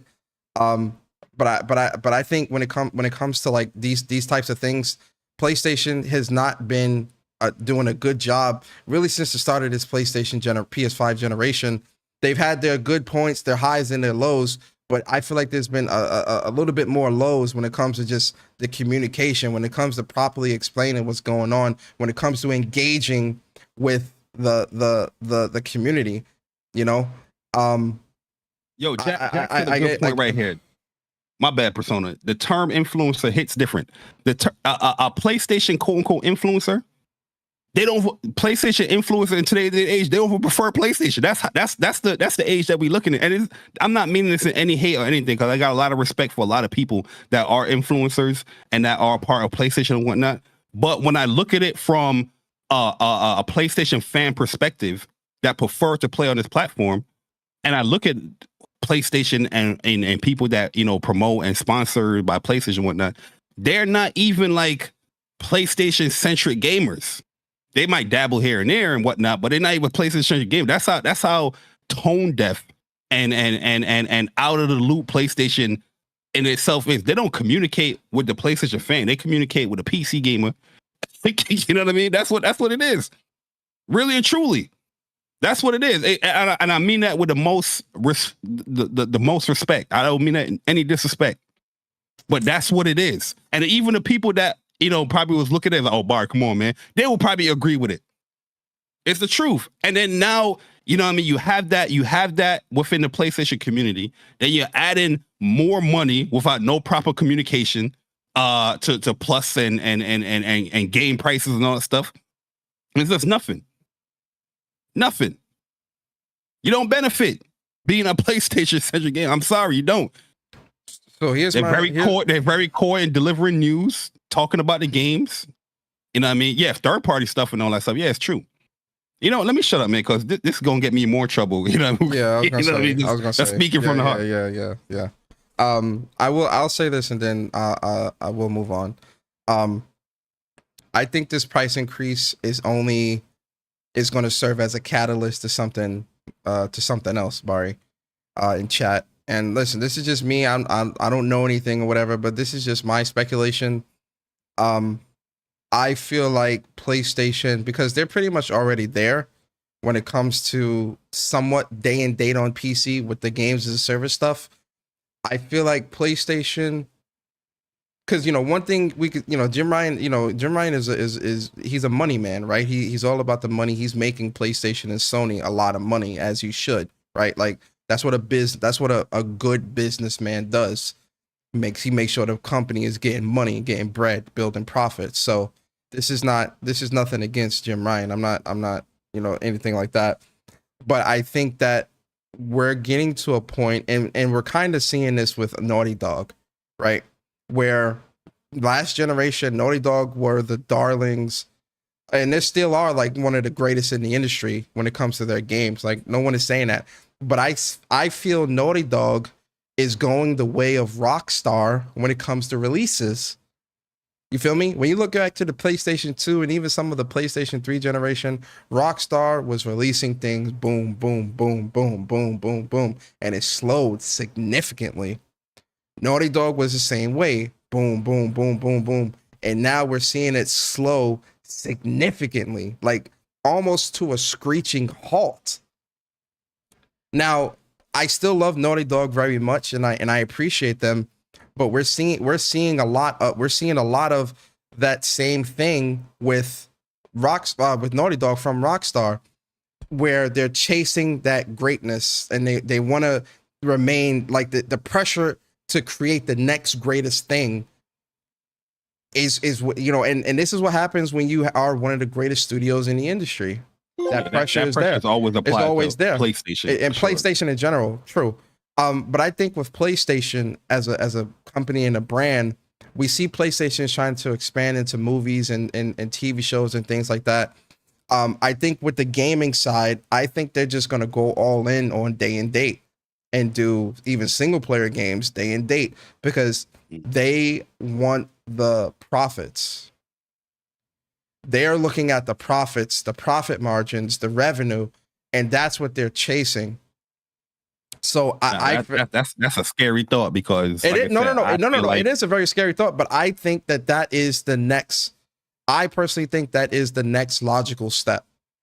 The price, because this is why I say it's a catalyst, because when it comes to PlayStation Plus and the tiers and stuff like that, obviously the price is increasing because the money, the cost to do things is also increasing, right? We know that the cost to make games, especially from PlayStation, is upwards of 150, 180, 200 million in the cases of like a Ragnarok or something like that to make. We know that the cost to get games into a service also costs a lot of money. A lot of these things, those prices are also going up. I think for PlayStation, they're going to look at their catalog and they're going to say, you know what?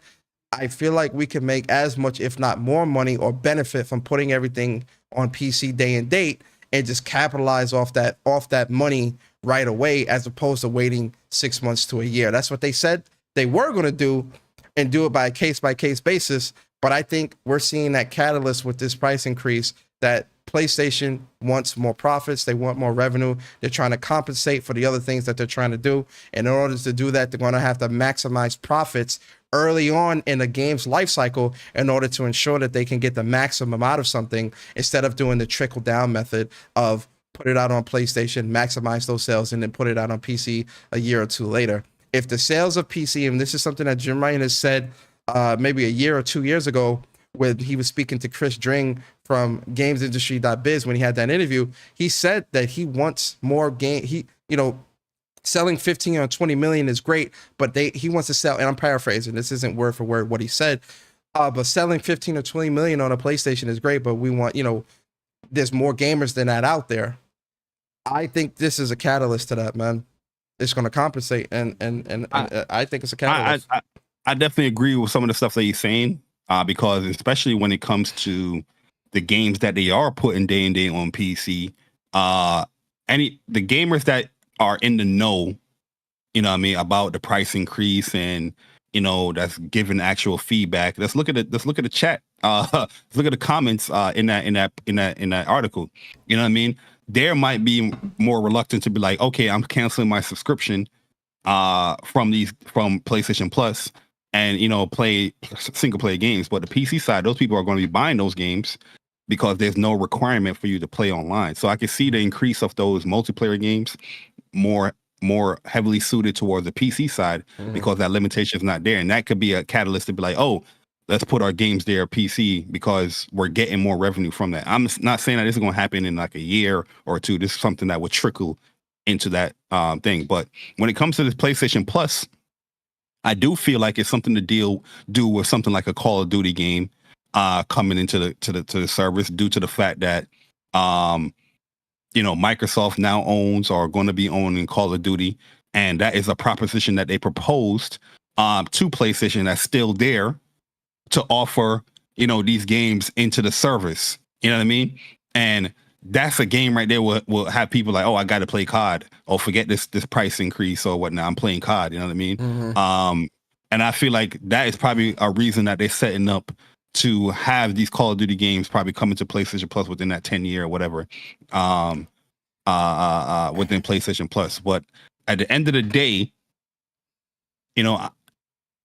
as being honest here, I have PlayStation Plus Premium up until 2025 December. You know what I mean? So 2 more years or whatnot. December. I'm not affected by this price increase, for 2 years. But at the end of the day, what's the case to happen after 2025 December? You might have another price increase, with these services, the way how it's going. You already had a price increase during the PS4 era from the 50 to the 60. Mm-hmm. You know what I mean? So, and then technically there's more with the tiers because, now you're getting more obviously with the tiers as well, but there's also that increase of being paid every year as well. So it's strange. It's strange that this is happening so quickly. Like we're literally just a year out from them doing the tiered service, and they're already doing a price increase. No price increase is good regardless, but like 2 or 3 years, okay. It still wouldn't have been okay, but it'd be like, all right, like that's kind of like the standard or whatever.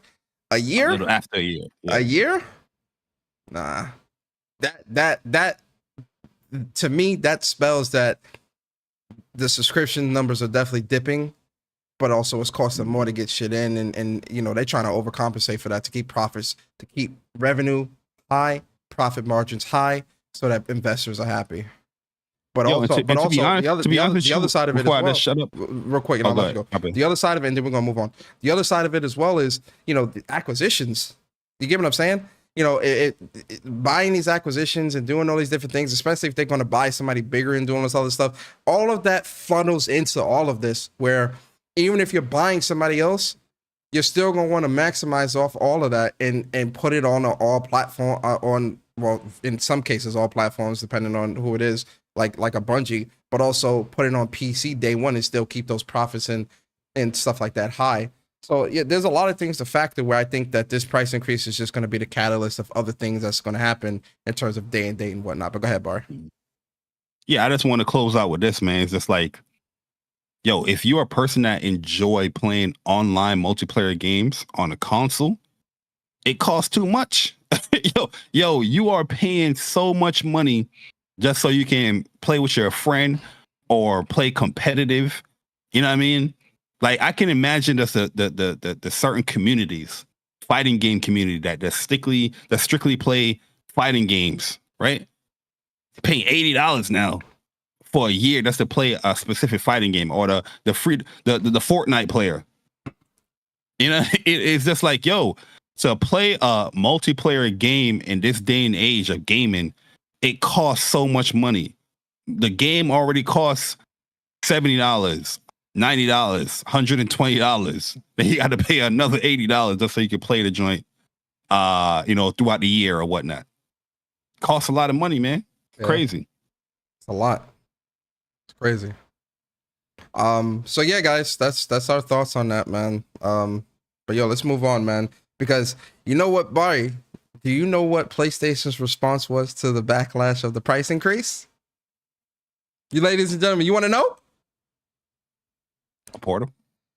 It was the release date for the Portal, which we got. So last week, guys, we got a whole bunch of news about the Portal and some of the other accessories that are coming out later this year and probably sometime next year, depending on the headsets and stuff like that. But this week, PlayStation decided to give us the release date and put up the pre-orders for the PlayStation Portal, which is releasing November 15th, 2023 at $200. Bari, after the bad news with the whole PS Plus price increase, I have two questions for you, Bari. First question: why would PlayStation wait till this week to give a date, as opposed to just giving us all the information last week and letting us know that you could pre-order this week like they do most other things, where they tell you like a week or so in advance? That's the first question.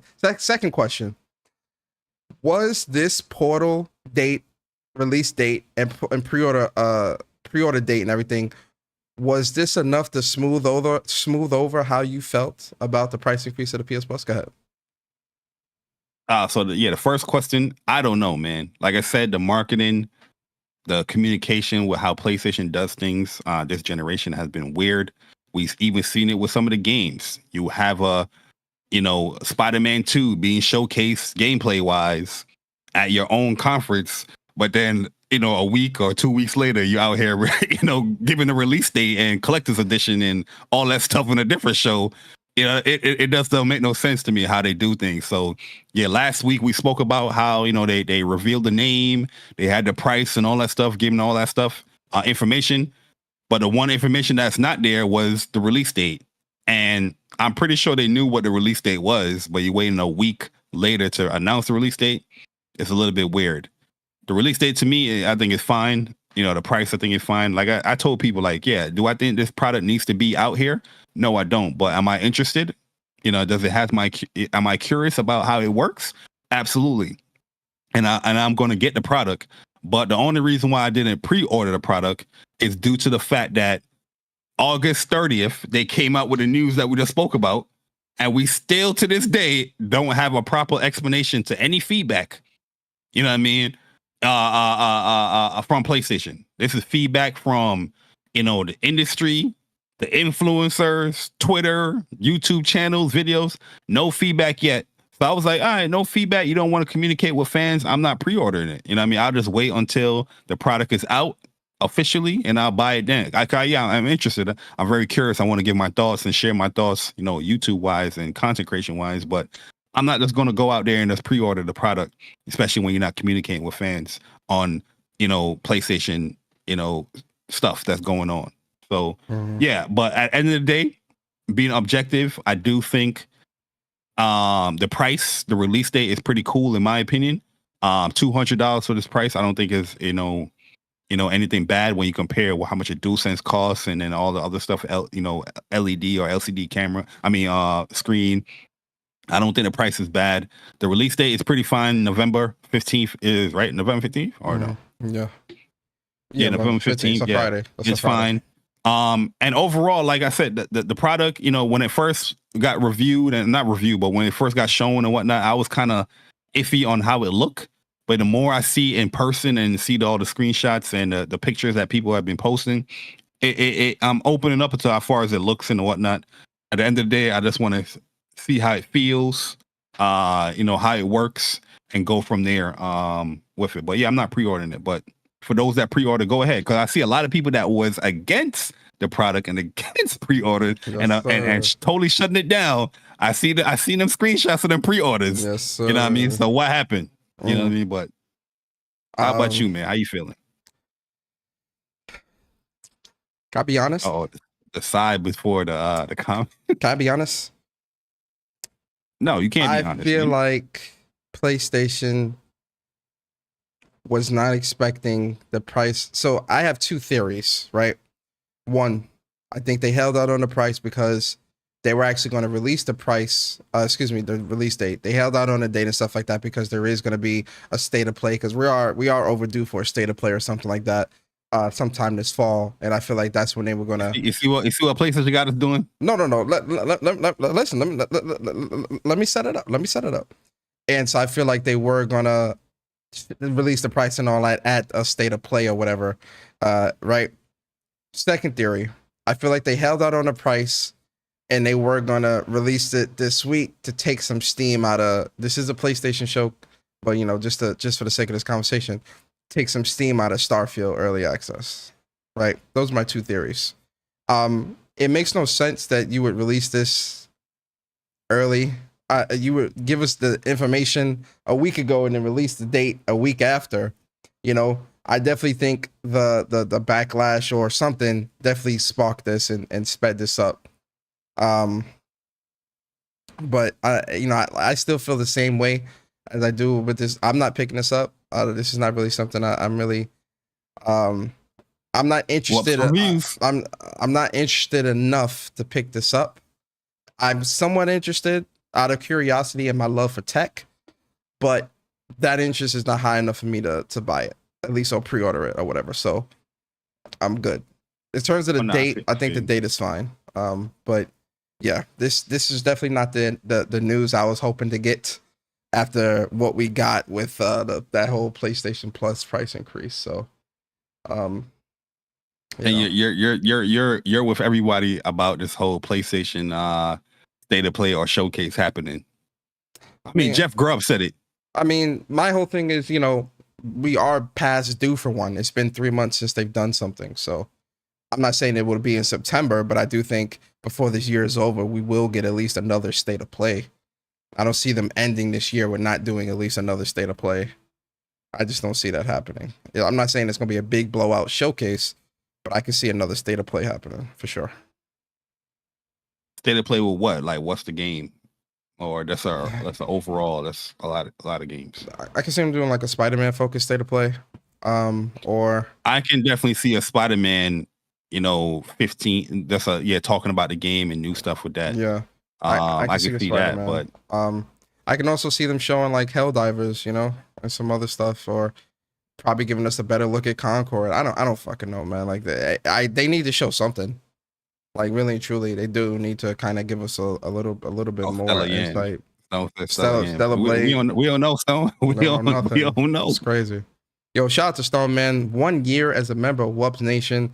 She says, happy 1 year to me. LOL. Happy Saturday, WUPS boys in chat. Have a great day. Appreciate you, Stone, always. Big shout out to Stone out here rocking out with us for a minute now. Over a year. Wow. All right, man. Let's move on. Yo, Stone, your Spider-Man take on Mary Jane missions have ended our friendship. And go ahead. Be funny. Just real quick, some PlayStation Stars campaigns and digital collectibles for September came out. So one of the collectibles that's available now is the wireless PS3 keyboard. To get this, all you have to do is simply start the campaign, and this nostalgic piece will join your collectibles. Another one is the PlayStation Plus catalog must play this month. That'll be available October 5th, and you get some PlayStation Stars 50 points. And the games are going to be.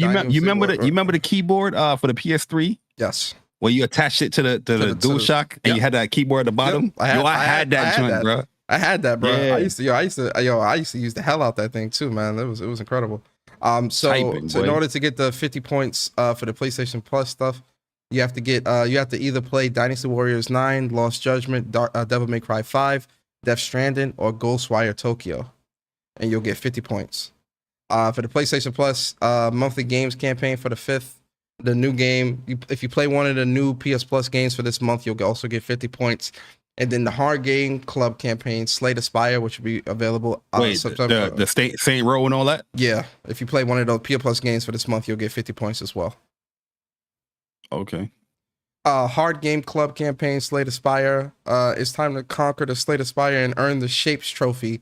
Achieve this feat, and the exclusive hard club balloon collectible will be yours. For those boasting Shapes trophy, your reward is waiting for you. Simply start the campaign and play on PS4, PS5, and you'll get the trophy, and that's the collectible right there.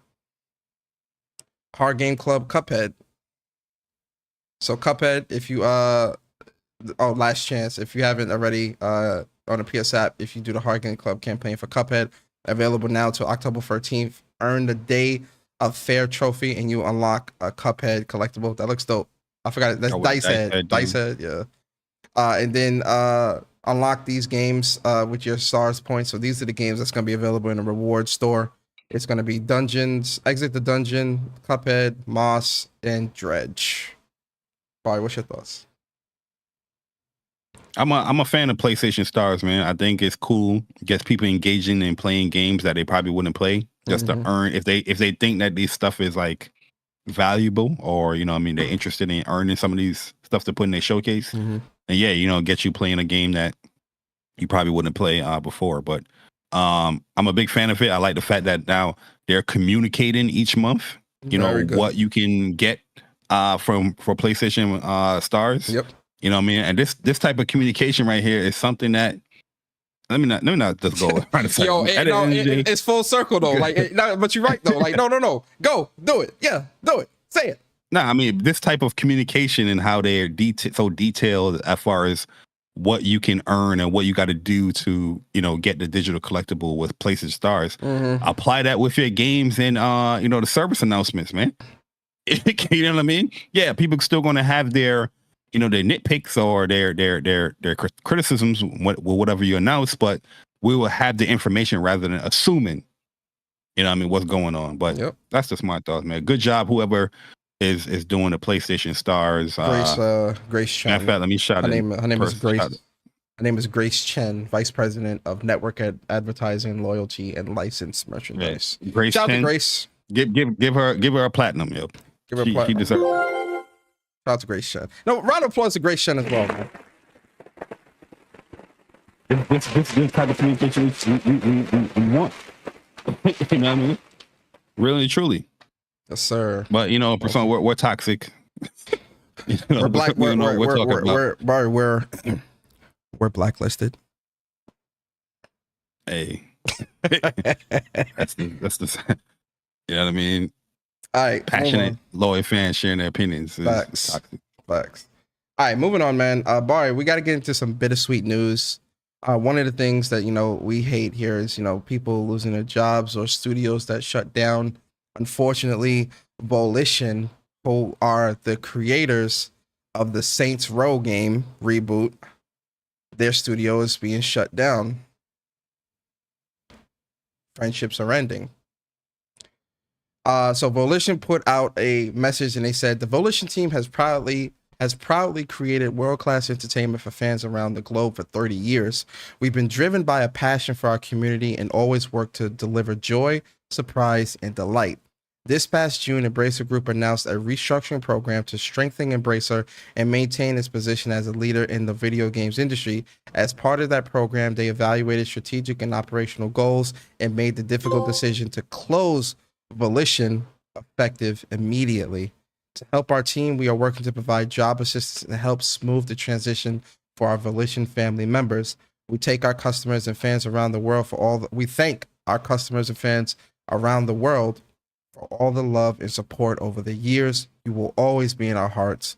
Volition Games. Bari. Thoughts on I have go ahead. First and foremost, I love the studio name, Volition. I love that word. It's a word that I think a lot of people need to apply to themselves, making their own decisions, using their own will. You know what I mean? So very, very sad that you know, studios closing down and people are losing their jobs. You never want something like that within you know, the gaming industry. Yep. The turnover rate on the gaming industry is a very risky business, man. Out here, we see so many times people closing out studios or losing jobs, man. It's kind of sad, to be honest with you, when you look at it in its totality on what's going on here in the industry. But yeah, I'm super sad. You know, I mean, hopefully the people, you know, that, you know, lost their jobs and, you know, they do find somewhere to work within the gaming community or just the gaming industry in itself. And yeah, I just go from there. I was gonna be petty and talk about the whole, but your game ended friendships and all that, but I ain't going to run that joke anymore. But at the end of the day, it's sad that, you know, people are losing their jobs, and you know, I just wish the best for everybody that you know, was, you know, suffered, you know, within the studio closing. So yeah, yep. You know, I mean, on your own volition. I like that. No, yeah. I for me, you know, I agree, man. I think it's really sad, you know, people losing their jobs. That's never a great thing. I hope all the developers do land on their feet. One of the things that's scary about like acquisitions like this is because Embracer had the money to be buying up like all these different studios, and to see studios like this get shut down and close and stuff like that, you know, it makes this whole consolidation of the industry that much more scary, regardless of who's doing it, right? You know, regardless if it's an Embracer, if it's a Sony, if it's an Xbox or Microsoft or whoever, it's very scary to see consolidation happen the way that it is happening within the industry, because the reality is things like this can happen more frequently because sometimes you can bite off a little bit more than you can chew. And I think in Embracer's case, they bit off a lot more than they can chew with acquiring a little too much too quickly, and a lot of those games not really panning out and working financially for them to where they had to come to these conclusions, come to these decisions of shutting down these studios. So yeah, you know, consolidation in the industry, you know, it's scary. So yeah, I told people for longer, Embracer's not doing nothing with those games and no IPs. Nope. You know what I mean? I don't know what Embracer doing, but they're just buying up a whole bunch of stuff, locking in a whole bunch of IPs that's gonna remain dormant because they're not doing nothing with them. Nope. You know what I mean? We see more people losing their jobs than, you know what I mean, than anything from any beneficial factors from Embracer, you know, buying up all these studios or buying up all these IPs. Yep. Bari, we got to get into some scary news. Actually, this is some pretty serious news, right? So we know about the SAG-AFTRA and the writers and actors being on strike within like the movie, television, and entertainment sector. So we know about that. But Bari, this strike could potentially hit the video game sector when it comes to voice actors within the video game space. Scary, right? So shout out to Inside Gaming, Tom Henderson, man. So this was an article that came out late last night, actually, where the SAG-AFTRA was going to vote potentially. Well, the article has been updated where it says that they did speak with the SAG-AFTRA, with Audrey Cooling, a spokesperson for the Video Game Producers Party, to interact with to the interactive media agreement. Gave the Insider this following statement where they said, "We all want a fair contract that reflects the important contributions of SAG-AFTRA represented performance in an industry that delivers world-class entertainment to billions of players around the world. We are negotiating in good faith and hope to reach a mutually beneficial deal as soon as possible." So it could potentially hit gaming, like when it comes to these strikes and what's going on. How you feel about that? What's your thoughts on that, Bari? I'm very concerned about it. You know what I mean? Especially how video games is, there's a lot of these actors, these voice actors or actresses, being a part of these games. And, you know, eventually would, you know, especially when it comes to the narrative driven games, I could definitely see if this prolongs any further, yeah, it can be affected with the games coming out. Maybe I don't even know. Maybe that's the reason why some of these games getting delayed. I don't know. You know what I mean? People probably we've seen it already when it came to the whole Bayonetta stuff, where that got that whole controversy. You know, we're talking about the unions and getting paid and whatnot. That could trickle out to even bigger games. You never know. So yeah, that's a good point. I hope they come to a, you know, like have a contract agreement or something where you know, people can get their just due, man. I'm always for people getting their just due, getting paid, especially if you are doing a wonderful job or this game is like a masterpiece or people is definitely loving it. You definitely deserve your just due. So let me ask you this question, Bari, and I'm only asking this question to spark a conversation, right? What if, and we know this not the case, but let's just play what if, right? Let's play a game of what if for a second, Bari. What if they do decide to pay these people more, but then they pass the amount of money that they have to pay onto you as a consumer? Are you okay with that? Oh, I mean, that's what we're seeing now. That is what we're seeing. That is what we're seeing. That's very true. But what if these companies and people try to do that? What do you think the backlash would be with that? Bro, at the end of the day, that's what's going to happen. You know what I mean? That's what the video games are going up due to the fact of development and, you know, technology. You know, it costs more to develop games, but yeah, a part of the production and all that stuff is a part of it as well. You know what I mean? So I don't think it's going to go up anytime soon, but you never know. Probably, you know, 6 years, 7 years, 10 years down the line, you probably get an $80 price increase to play a video game. Oh, absolutely. I can definitely see that happening, bro. Yeah, that's crazy. Yeah, I think this is sad. You know, pay them actors, man. Stop playing around, man. Like, you know, all this money that's being made, definitely pay them actors and stop playing around. That goes to like the movies and like games and all that stuff. People should be paid a fair wage, you know. So like, you know, pay them what they owe, what they deserve, you know. So, you know, I'm with the actors. You might see an influx of new voice actors or actresses coming into the gaming, because that's probably going to be a result of people not trying to, you know, companies not trying to pay, you know, veteran voice actors and whatnot. Yep. Their money. So. I could definitely see that too. So yeah, good luck to the actors and writers and everyone, man. And I'm hoping that negotiations is in y'all favor. All right, moving on, man. Bari, let's get into some delay news real quick. Suikoden 1 and 2 HD remaster. Unfortunately, no surprise about this, but they did announce that this is being delayed to 2024. And they say, we would like to thank Suikoden fans everywhere for your ongoing passion and support for the Suikoden series. Regarding the planned release of Suikoden 1 and 2 HD Remaster, Gate Ruin, and Dunin Unification Wars, we have reached the conclusion that despite the very best efforts of our dedicated development staff to release the remasters in 2023, the additional time is needed to ensure the quality, performance, and gameplay experience of our users deserve. The entire Suikoden team is renewing our efforts to bring Suikoden 1 and 2 HD Remaster to release as soon as possible. We will share further release information as soon as it becomes available on our official social media accounts and official homepage. We appreciate your understanding and sincerely hope you will continue to lend Suikoden your support.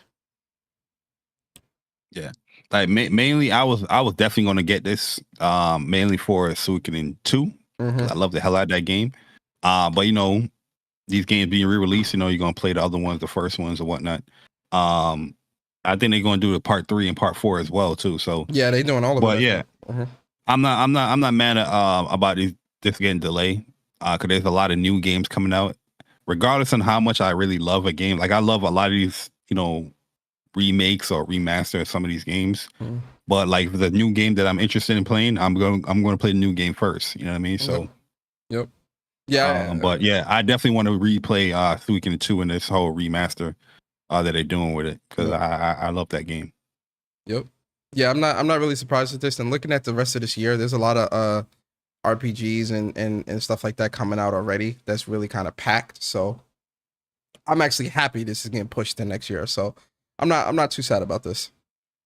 Moving on, man. Bari, I think a congratulations is in order for a specific team. You feel me? Listen, man, the Sea of Stars devs, man, they sold 100,000 copies day one. Let's give them a round of applause.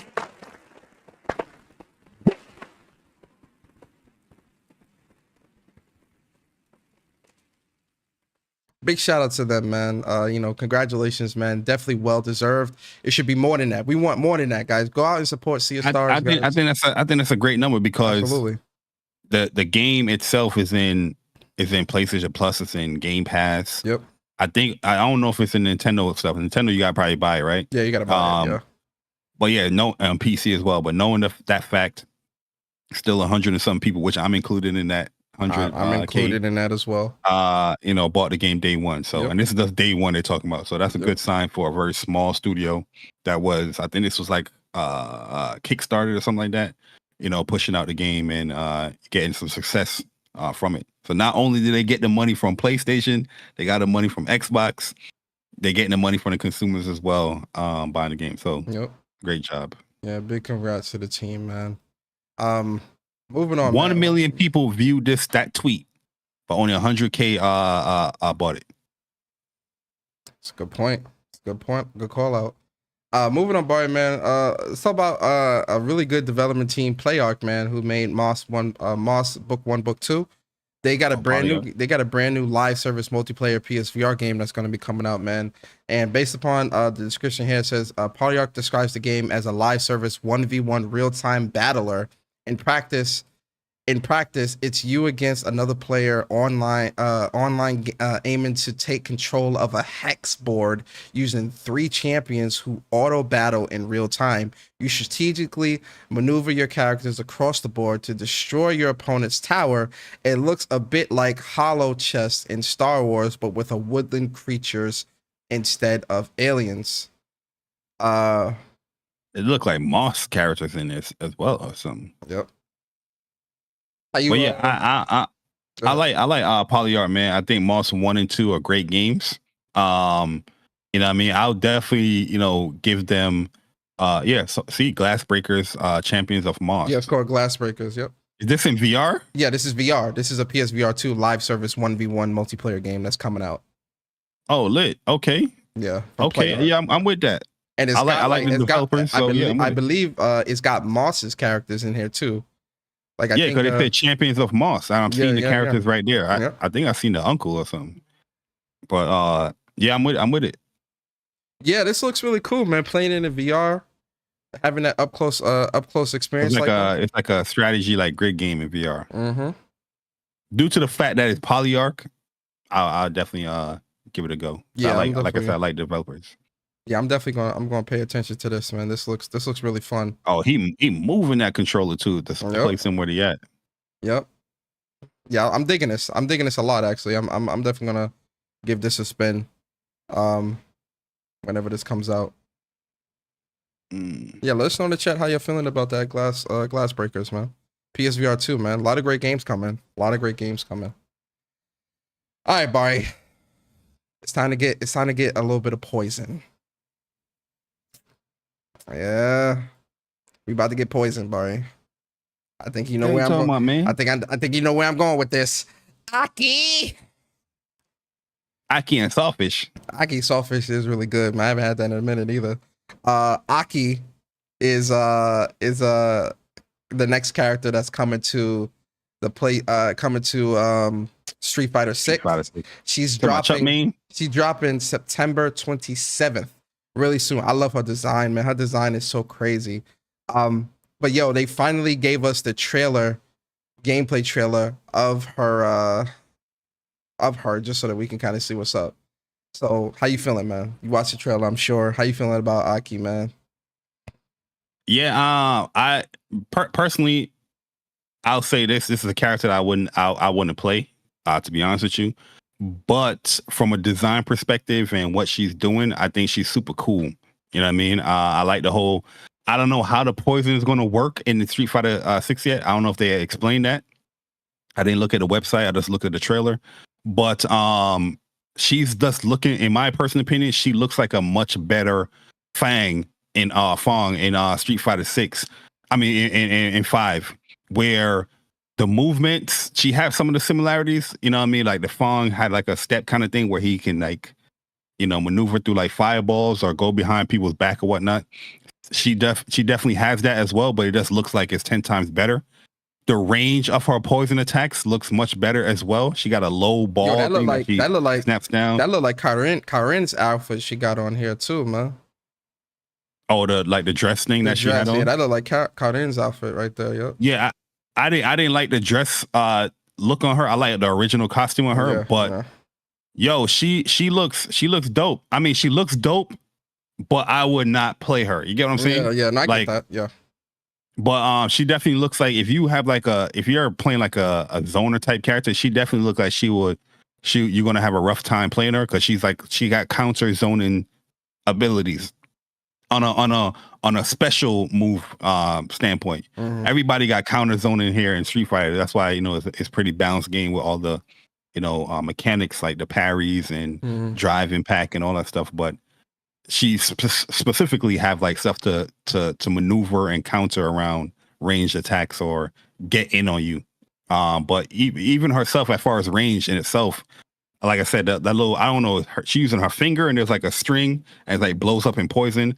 That range on that looks pretty good. So I can see she has a lot to explore. Definitely look from the trailer, where I can see people probably playing her mid screen, up close, you know, kind of keeping it far as well. Cause I did see some throw the poison as there as well from her, but I just want to see how the poison is going to work in this game.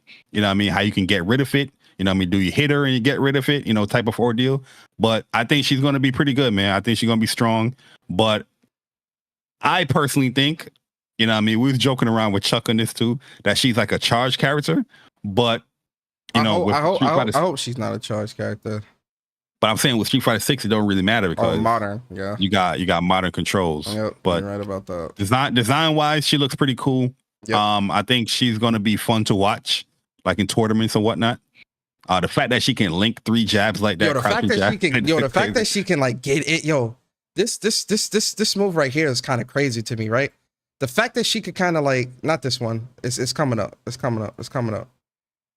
It's the fact that like she could get in like that overhead arch move that she got. Hold on, it's coming up. Not that one. Where is it? That slide is crazy. There we go. That one right there. That overhead move right there is crazy, bruh. That's such a crazy move to me. Like, oh yeah. Oh my god, bro. That's like that's she's so evasive. crazy. Like she can get in and still be, very her movements is still like, she can maneuver around a lot of close up stuff. Like oh my god, kind of destroying Chung right here, but oh my god, man, I think she's gonna be annoying. I think she's gonna be annoying to play against. But I don't think she's gonna be an easy character. But we'll see. I don't think so either. I'm gonna take if she's not a charge character, I'm definitely taking her in the lab and see if I can rock, do her trials and everything, see how I'm feeling. Because the thing that changes it up is the whole modern control thing. Like even when you talk about difficulty and all stuff, the end of the day, you'll still have some type of the execution barrier to do certain things is still there. You know what I mean? So if you have the knowledge and you go to modern control with this character, even if she's like charged, like something like, not to bring up Grand Blue Fantasy Versus, but Grand Blue Fantasy Versus have a character, his name is Usis, right? Charged character. But now the fact that they kind of limit the whole using the easy controls with the game, like that character has like, as far as like the tiers has grown much bigger now, because you're not just confined to like, okay, I got to charge this one because I can gain my cooldown faster. Everything is the same thing now. And I feel like that's the same thing with all those modern controls. But yeah, that is a thing Chuck mentioned as well. You don't have all the moves in modern controls. Like you don't have all the normals. I don't know how to spell. I never even touched modern controls in Street Fighter 6. So I don't know if you get all the specials as well. But me neither. It's gonna be great. I think she's gonna be a fun character to watch. You know what I mean? Personally. Yeah, I think playing. I would never touch the pro is definitely gonna have fun with her. I feel like it's gonna be really fun to watch as well, man. For sure. But yeah, September 27th, man. They really they putting these characters out, man. I think it's a good time. And then we about to get. I need to get into slander though. Well, I'm sorry, Persona.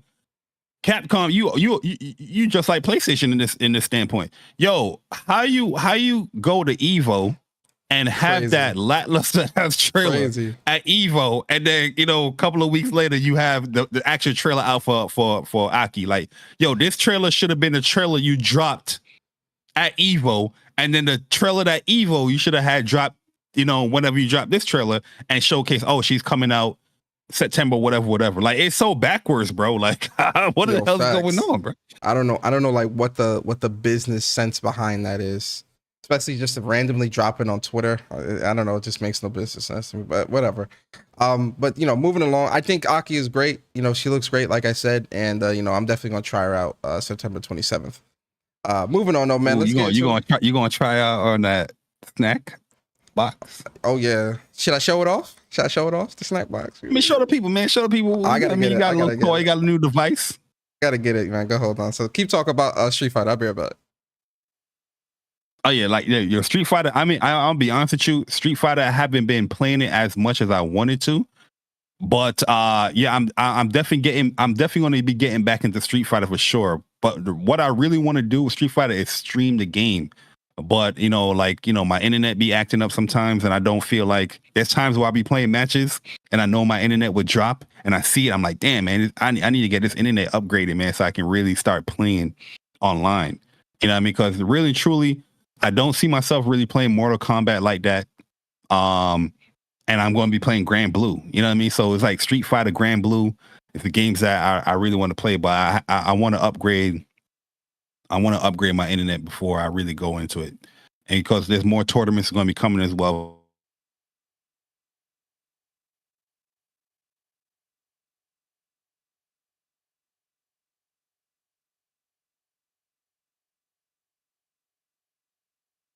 It's when it comes to rank as well. So, but I haven't been like playing it as much these past couple of weeks or whatnot. So definitely looking to get back into it. And getting Jamie to a certain level rank, and then we'll probably try a different character or whatnot, but we'll see. But I need that internet upgraded for sure. But yeah, Aki, he looks great, but I'll be honest with you, I'm not touching her. Yo, I'll have it though, 'cause I got a season pass, but I ain't touching her. Oh, so you giving us a little unboxing? Yeah, man. Fuck it. You still got the bubble. It's still in the bubble wrap. Yeah, right? I ain't open it yet. Yo, do you keep your bubble wraps and pop it, or you just throw it away? Nah, I pop it. Oh, all right. If you ain't pop it, man, I'll kick you in your shin. So shout out to Snackbox Junk Food Arcade. I don't know if y'all can see that. Can y'all see? I can't. Just brushing out a little bit. There you go. There you go. Junk Food Oh, Arcade. that's a nice box right there, man. That's what it came in. That's a little dope. So that is it's called a Micro XL. It's a hitbox. So that's what it is. Oh, that shit clean. And I would have got matte finish in the top.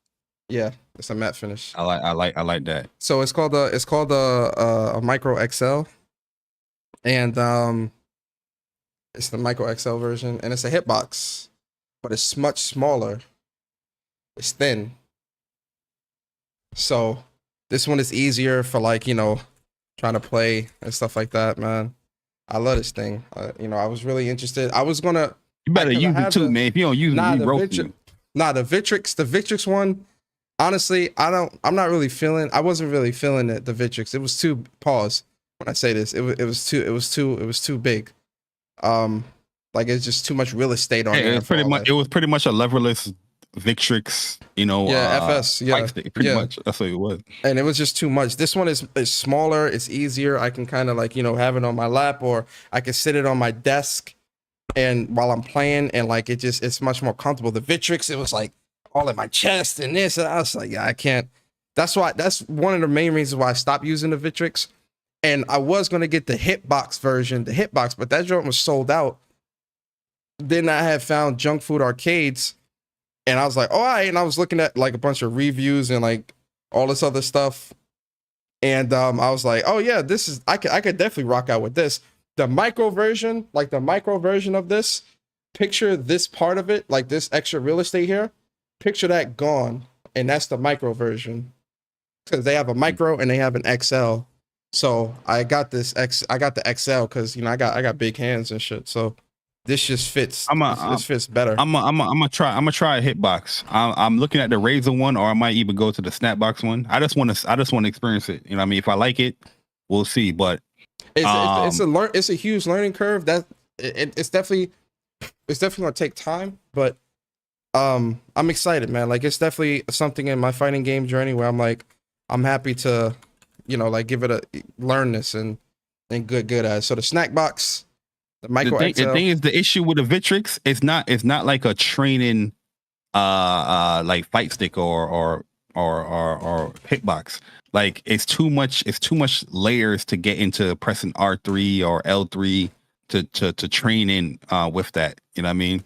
For like when it comes to like the Victrix fight stick that I have, like I would use that if I'm like traveling to like an event or I'm just playing online or whatnot. I would have used that as like a training session type thing because it does too much. You know what I mean? It's better off using the better sticks. Pause. Yeah. But does that have an R3 button or L3 button or no? Yeah. So all of that stuff is at the top. So let me take it out again. Oh, so there you go. Like so they have so I don't know if you can see at like the top. You see those small little buttons right there? Mm-hmm. Those are like the star. Those are like the star. That Braille? They got Braille at the top. Braille at the top. So like those are the buttons that I believe you can assign like L3, R3, and all that stuff to at the top. Those small buttons, Okay. Yeah, I definitely look into it, man, for sure. Yeah. And I, you know, hear your opinions on it, but because I'm interested, you know what I mean? I want to see, because this is the new wave. A lot of people liking these, you know, hitboxes and all that stuff. I definitely want to try one out for sure. Yeah, for sure. Put this shit back on the plastic. Especially if I can do a DP quicker with DPs. Yeah. So with a hitbox, DPs are easier to do, or I should say more precise. But you gotta train your brain, bro. Using a hitbox, because this hand, I don't really use this hand like too much. Oh, let's move on, bro. All right, hold on, man. We moving on. Man. Yo, all right, man. Hey, yo, man. You got it. What's up, PlayStation Podcast? You got it, bro. What's going on? You got it, bro. You got it, bro. You got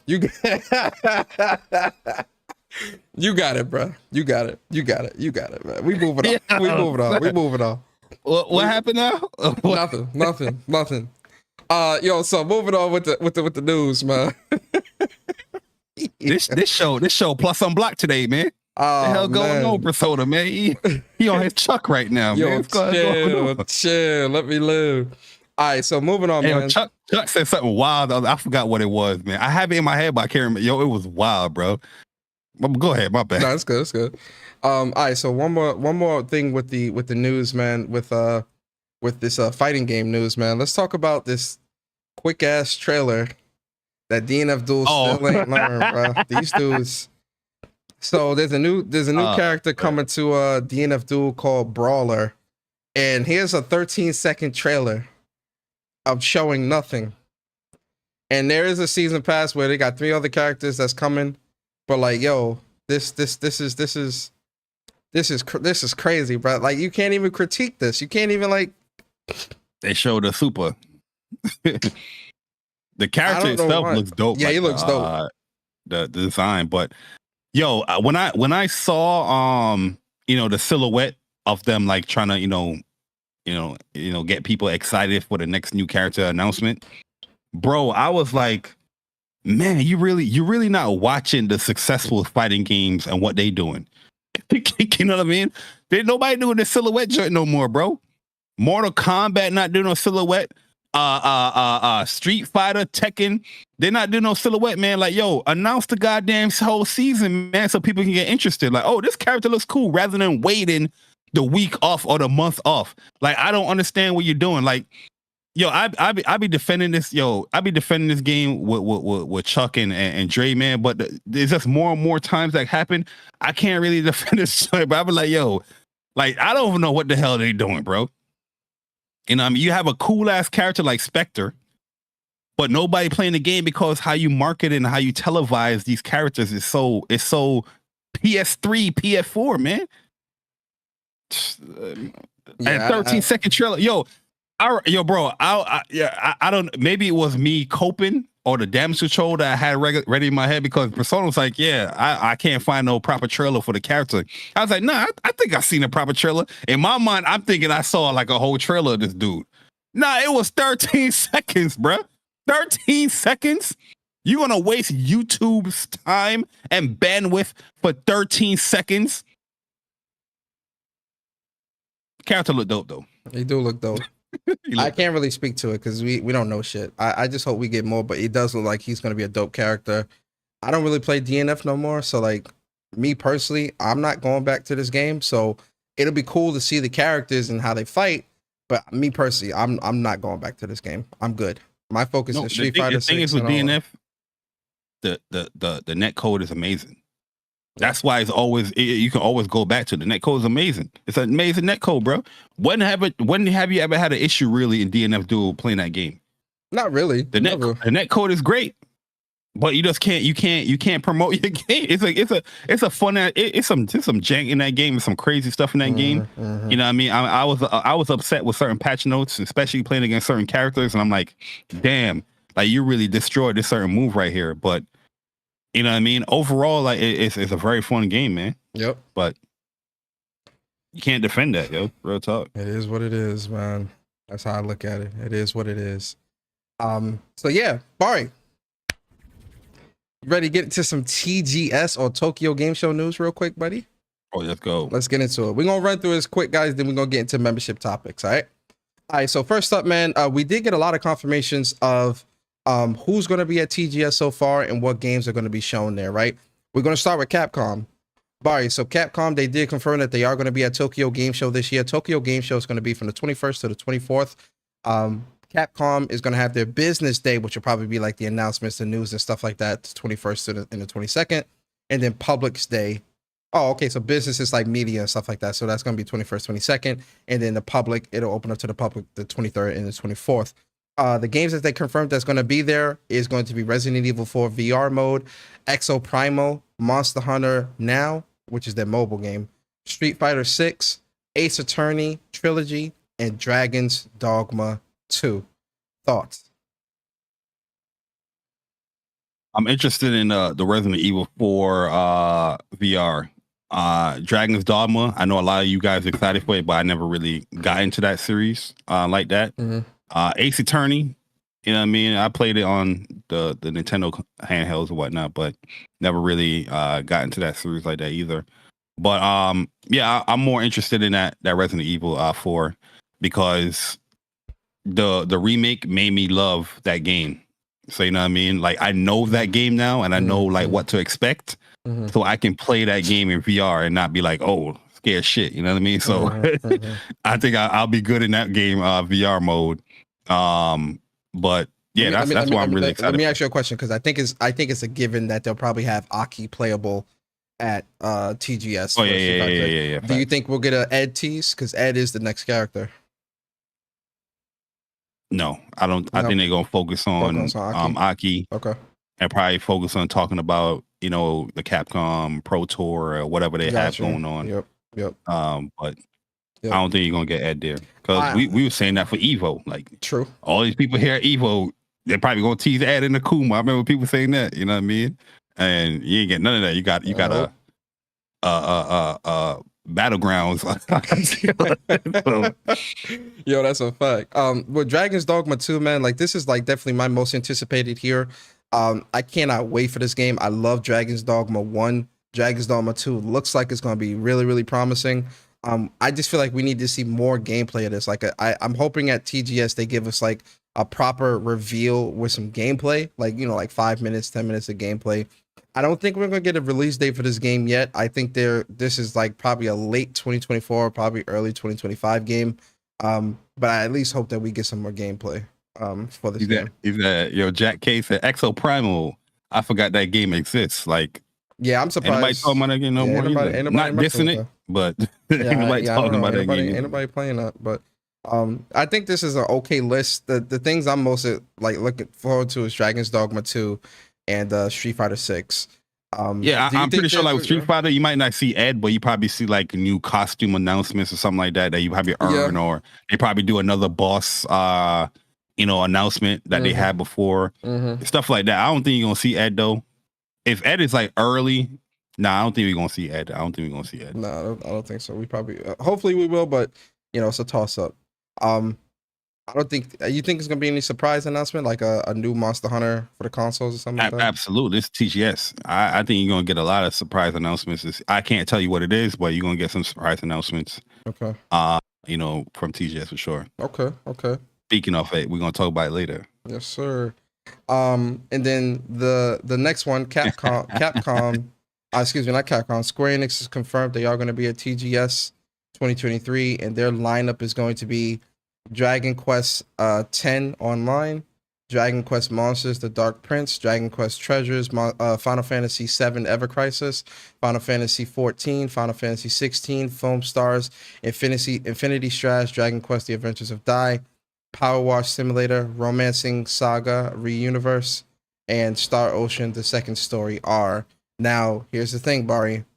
There's obviously a noticeable game missing from this list, Final Fantasy 7 Rebirth. But, Bari, can we go down the conspiracy theory lane? Ladies and gentlemen, can we go down the conspiracy theory lane? It ain't no conspiracy theory. It's going to happen. No, I know it is, but this is my setup. Let me set it up. Set it up then. I am, if you let me talk. I'm letting you talk. Can you talk right now? Let me speak. Talk right now. Let me speak. Talk right now. So what I think is going to happen is they're holding out for this because I think this is probably Final Fantasy 7 Rebirth is probably going to be shown at a PlayStation showcase. Our PlayStation State of Play. Oh, I didn't know you was going there. Oh yeah, I was going there. I thought you was gonna. But clearly, the game is going to be shown. It's obviously going to be at TGS as well because pre-orders for this game have been going up on Best Buy, Target, GameStop, and all these other places. So I think they're preparing to show like that's going to be obviously the surprise game at TGS or wherever, and I think they're going to show off. Give us the date. Pre-orders are up, but also that collector's edition. I hope we get the collector's edition for Final Fantasy 7 Rebirth because they know that's day one. Bari, how you feeling, man, about this lineup and everything? Yeah, so this is down my alley right here, man. I'm a Square Enix fan, boy.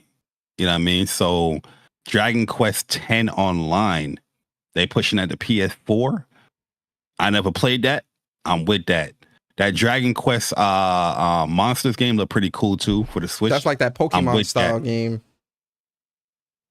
Yeah, whatever they showed at that direct, I'm with that. Final Fantasy Ever Crisis, that's next week. I'm already in there. That. Yep. You know what I mean? Hey, listen, dumped. You can't tell me nothing. I'm dumping it in there. Already got my backbone ready. As you should. 16. I'm pretty interested in what they're going to announce here. They're probably more explaining the whole update that they're going to be having at the beginning of this month. Foam Stars, yeah, I'm excited for Foam Stars. I want to see that. Yo, I've seen some Foam Stars at PAX. It looks very fast paced. 60 frames per second. It's moving. It looks good. I gotta see more of that, man. So I'm not really interested in that right now, man. But we'll see. I'm interested in it, man. I've of course Infinity Strash. I'm interested in that. Oh, Imperial Saga. I missed Imperial Saga. That's a PC and mobile game. But yeah, go ahead. Yeah, that's more mobile. So that's why I'm skipping it a little bit. Gotcha. Power Wash Simulator is a game that I play from time to time, man. Yo, really and truly, I have a video that I have 2 videos I've never published. Me playing Power Wash Simulator, doing the Final Fantasy 7. And doing some other stuff as well. I don't even know if I'm going to publish a video. It's like 40-something minutes each. But yeah, I have a lot of stuff with this game. It's very satisfying. It's not the run of the mill, let me shoot them up. That's a very, subtle, calming game. You're just cleaning up dirty ass backyards and houses and cars and stuff. So I do like the game, and the fact that they added a Final Fantasy 17 free DLC, by the way, dope. And they added more DLC. I think I saw something. I forgot what I saw, but I think they added a DLC. Oh, it was a Tomb Raider, or it was something that they was adding. No, the Tomb Raider's already added. They added something else. Y'all can let me know, but I think they added something else. Romance and Saga. I never played Romance and Saga, but it's iPhone. And Star Oceans. I love Star Oceans. This was my first Star Oceans I ever played. And the remake, I'm calling this a remake, coming out for PS5 later this year.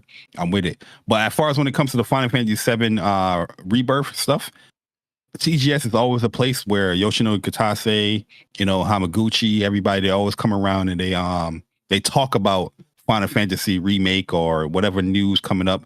This is where we get most of the bulk of the news and direct developer commentary and stuff like that about the game. So I'm expecting to at least see some type of developer commentary. I don't know if we're going to see a new trailer.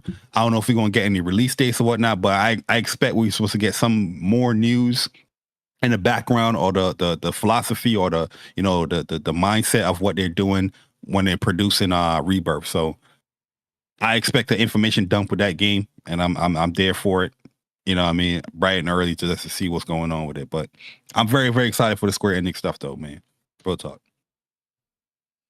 Yeah, I'm very excited for Square Enix as well, man. Can't wait to see what else they got, man. And I can't wait for that release date for Final Fantasy VII Rebirth, man. That's definitely something that I'm really, really excited about. March? April. Oh, April. Okay. Listen, I ain't mad. They confirmed the 2024 early. I'm good. Mm-hmm. You know what I mean? I'm good with that. Yep. So yo, man, listen, that was the news, Bari. If you guys made it this far, let's give y'all some trophies, man. Yes, sir. Yes, sir. Yes, sir. Give y'all them trophies, man. Big shout out to y'all, man. Appreciate y'all making it this far. Give y'all them trophies. All right, guys. So it is membership topics week. Yes, sir, it is. It's membership topics week, guys. So you already know, man, we gotta get into these membership topics for our discussion for this month, or for this week. And where's it at? Where's the post? Here we go. Here we go. Here we go. Bari, it's some pretty good topics here, man. It's some pretty good topics here, Bari. You ready? You ready? You muted. I can't hear you talking. I'm ready. All right, here we go, man. Here we go. Get my elephant man. Big shout out to Stone. Big shout out to Stone. Appreciate you for the super chat. She says Ether Nights in less than 2 weeks. Yeah, very, very excited for Ether Nights. Yeah, we in there. It's gonna be a very fun game. You heard? All right, man. Let's get into the membership topic. Yo, shout out to CyberDragon. Appreciate you for the membership topic. He says, if you can have a prequel to a game you like, What 2 games would that be? Example: Control by Remedy. What happened with Jess's brother prior to her walking into the building? That's a good question. Bari, start with you, man. What type of prequel? What 2 prequels would you want to some games? I would love a prequel to Horizon Zero Dawn. That's the lead up as far as the whole destruction, Hades and what just seeing that, in person, that would be dope. This is not typically like a prequel, but this is more like a DLC, a prequel to like Ragnarok. Freya, what she going through? Probably having Kratos as a boss fight because she'd been chasing them for like a year or whatever the time period was. I would like to see some Freya stuff, man. See how she was thinking and what she was going through during that time of her son passing away or getting killed to Ragnarok.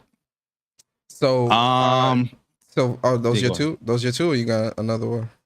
No, you can go. I could probably think about some more because I'm just thinking off the top of my head. You already know what I'm going to go with, top of my head. Prequel to The Last of Us. I need that prequel. Like how the TV show was? Yeah, I need that prequel. I need a prequel to The Last of Us for sure. Second game that I would want to know about.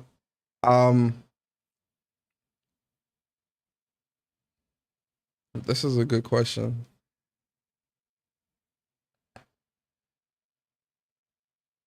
A prequel to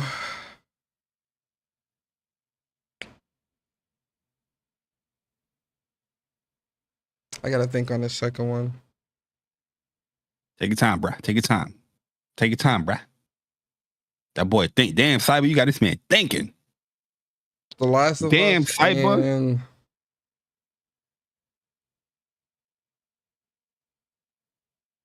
Damn, Cyber. Damn.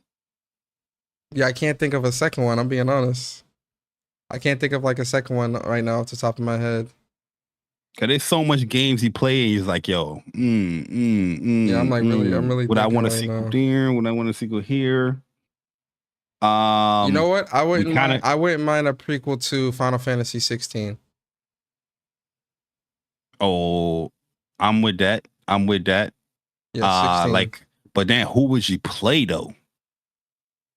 That would be the question. Well, no, you would play Joshua. I mean, Clive, just growing up those 13 years. I wouldn't mind seeing like his adventures through those 13 years. Oh, yeah. Okay. Gotcha, I wouldn't mind a prequel to 16. Yeah. Shout out to Cyber, man. That was a good question. Shout out to Gian Gian Tha Don, man. Appreciate you, man, for the topic this month. He says, "What are your top 5 favorite abilities in all of gaming? Can be from old games and new games, and can be something like, for example, the time slowdown ability from Sly Cooper and the Devious Raccoonus." 5 abilities. I got you. Can I do this real quick? I got you. First one, Cole McGrath. Oh yeah, I was definitely going Electricity. Second, Desmond from Second Son, Smoke. What was his name? Desmond, right? Was it Desmond? Not Desmond Miles. I'm thinking of you talking about you talk about what's his name? I forgot his name. It's not Desmond. You mixing me up now. I'm thinking of Assassin's Creed. But this infamous Second Son. I forgot the main character name. Delsin, bro. Not Delsin. Thank you, Delsin. Yeah. Delsin, the smoke abilities and being able to take people's powers. Absolutely. 3, Nathan Drake. Luck. Luck. That's an ability. You hear what I say? 4. Did you really think I was going to have this list and not have Spider-Man? 5, Wolverine. It is a PlayStation game coming. There we go. Oh, so we tying this to PlayStation? No. It could be anything. You know what? I'm going to take away PlayStation. I mean, I'm going to take away Wolverine, and I'm going to say Clive. That's number 5. I'm good.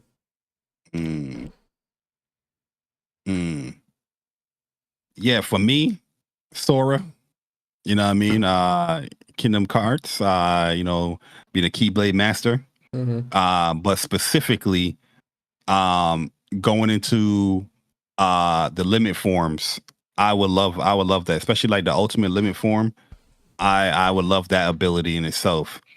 I don't want to specifically just tie it to this one individual game, but any character that have like you know, like dope you know, ice abilities, definitely would take that.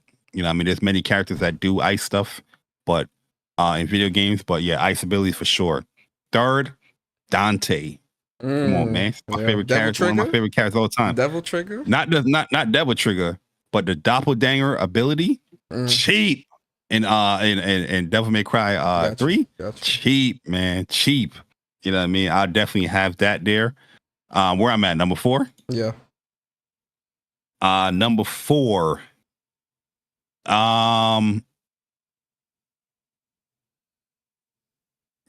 Cat from Gravity Rush. I would love like some, you know, gravity abilities where I can defy gravity and do what I got to do, just move around how I want to move around. And number 5, abilities. I do like my time stop, but you know, kind of doppelganger and with Dante, you kind of have that a little bit there.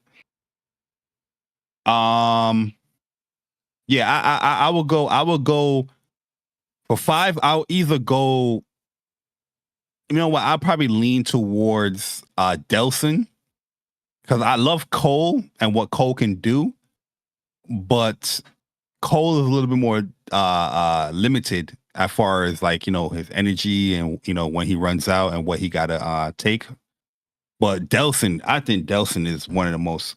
This dude OP. If you put Delsin in any other world, and the fact that he can siphon of the abilities, that man is cheap as hell.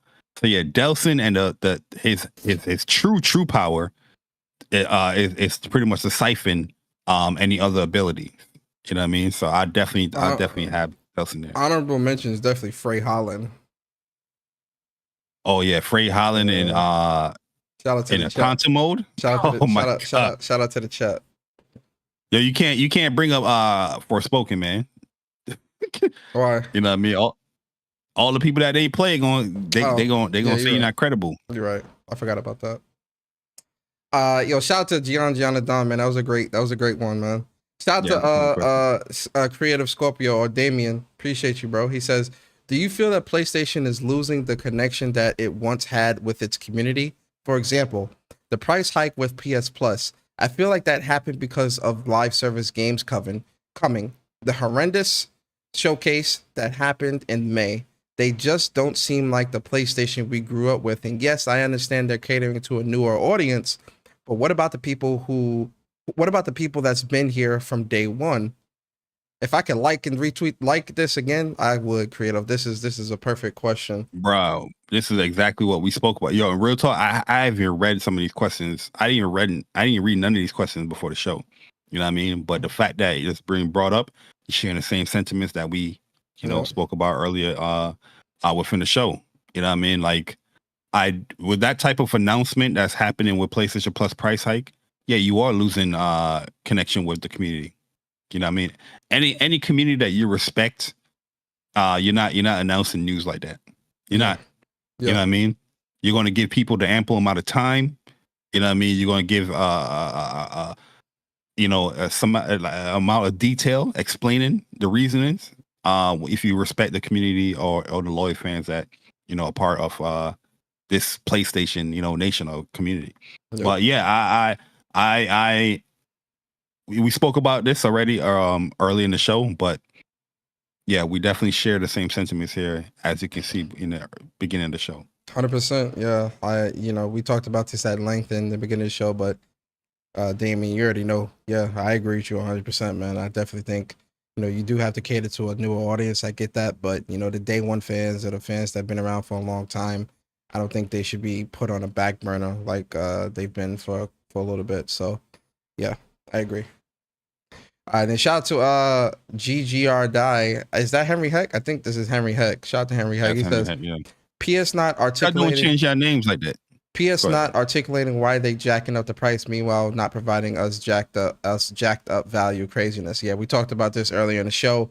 Again, people in the community definitely are echoing the same sentiments of what we all think as well. So shout out to Henry Heck for that. And then shout out to Henzu Haturi. Appreciate you for the top. let me respond to sick question real quick. He's kind of like, responding to Damion and Henry Heck stuff.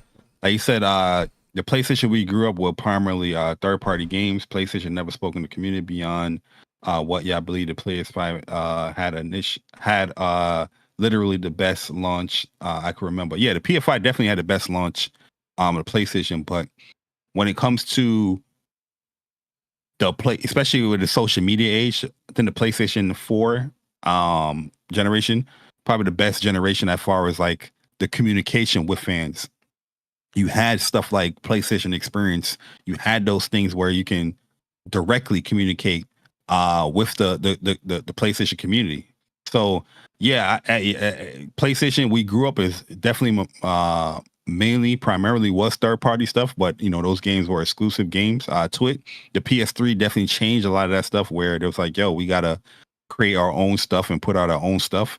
But I don't agree with the whole PlayStation never spoken with the community. No, because for 4-5 years they had, especially PS4 year, they had a whole community event, that you can go to where directors, representatives, developers were all there just to talk to. Conversation about PlayStation.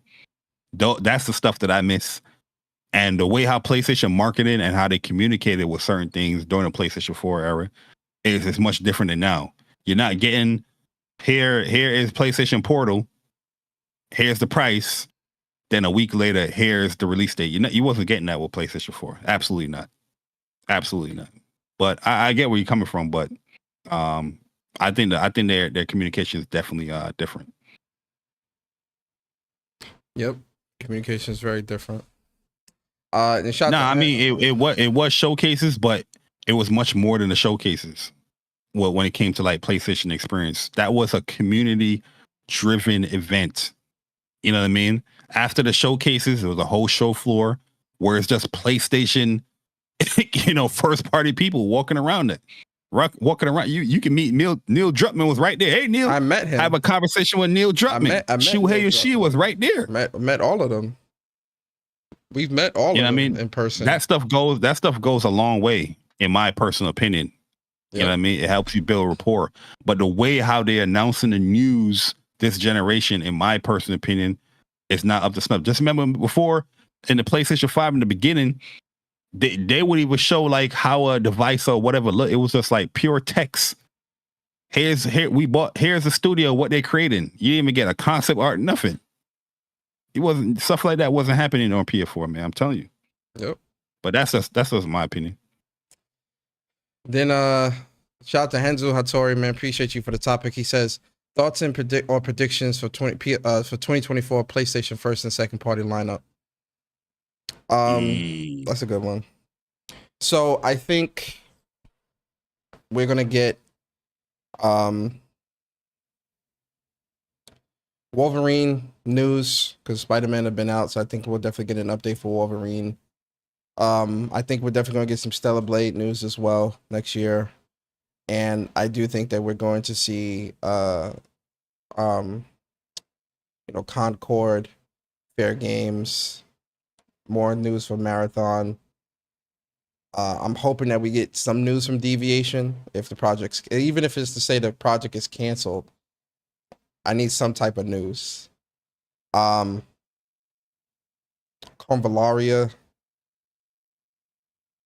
Lost Soul aside, get some news for that. Yeah. First party predictions. I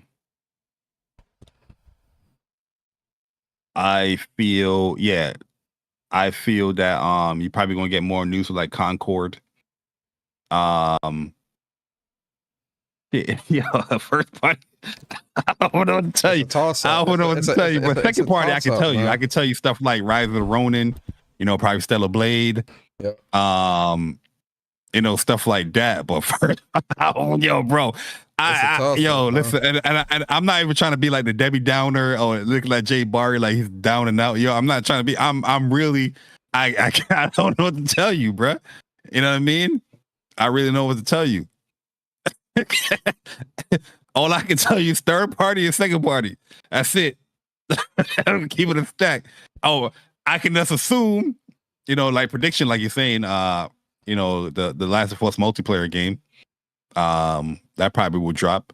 You know what I mean? Just seeing that we're in September, you might even have Helldivers push out to 2024. But I ain't even gonna go all that, man. I'm trying to stay positive. I'm trying to remain positive for 2024, and hopefully they have something showcasing what first party is doing in the future.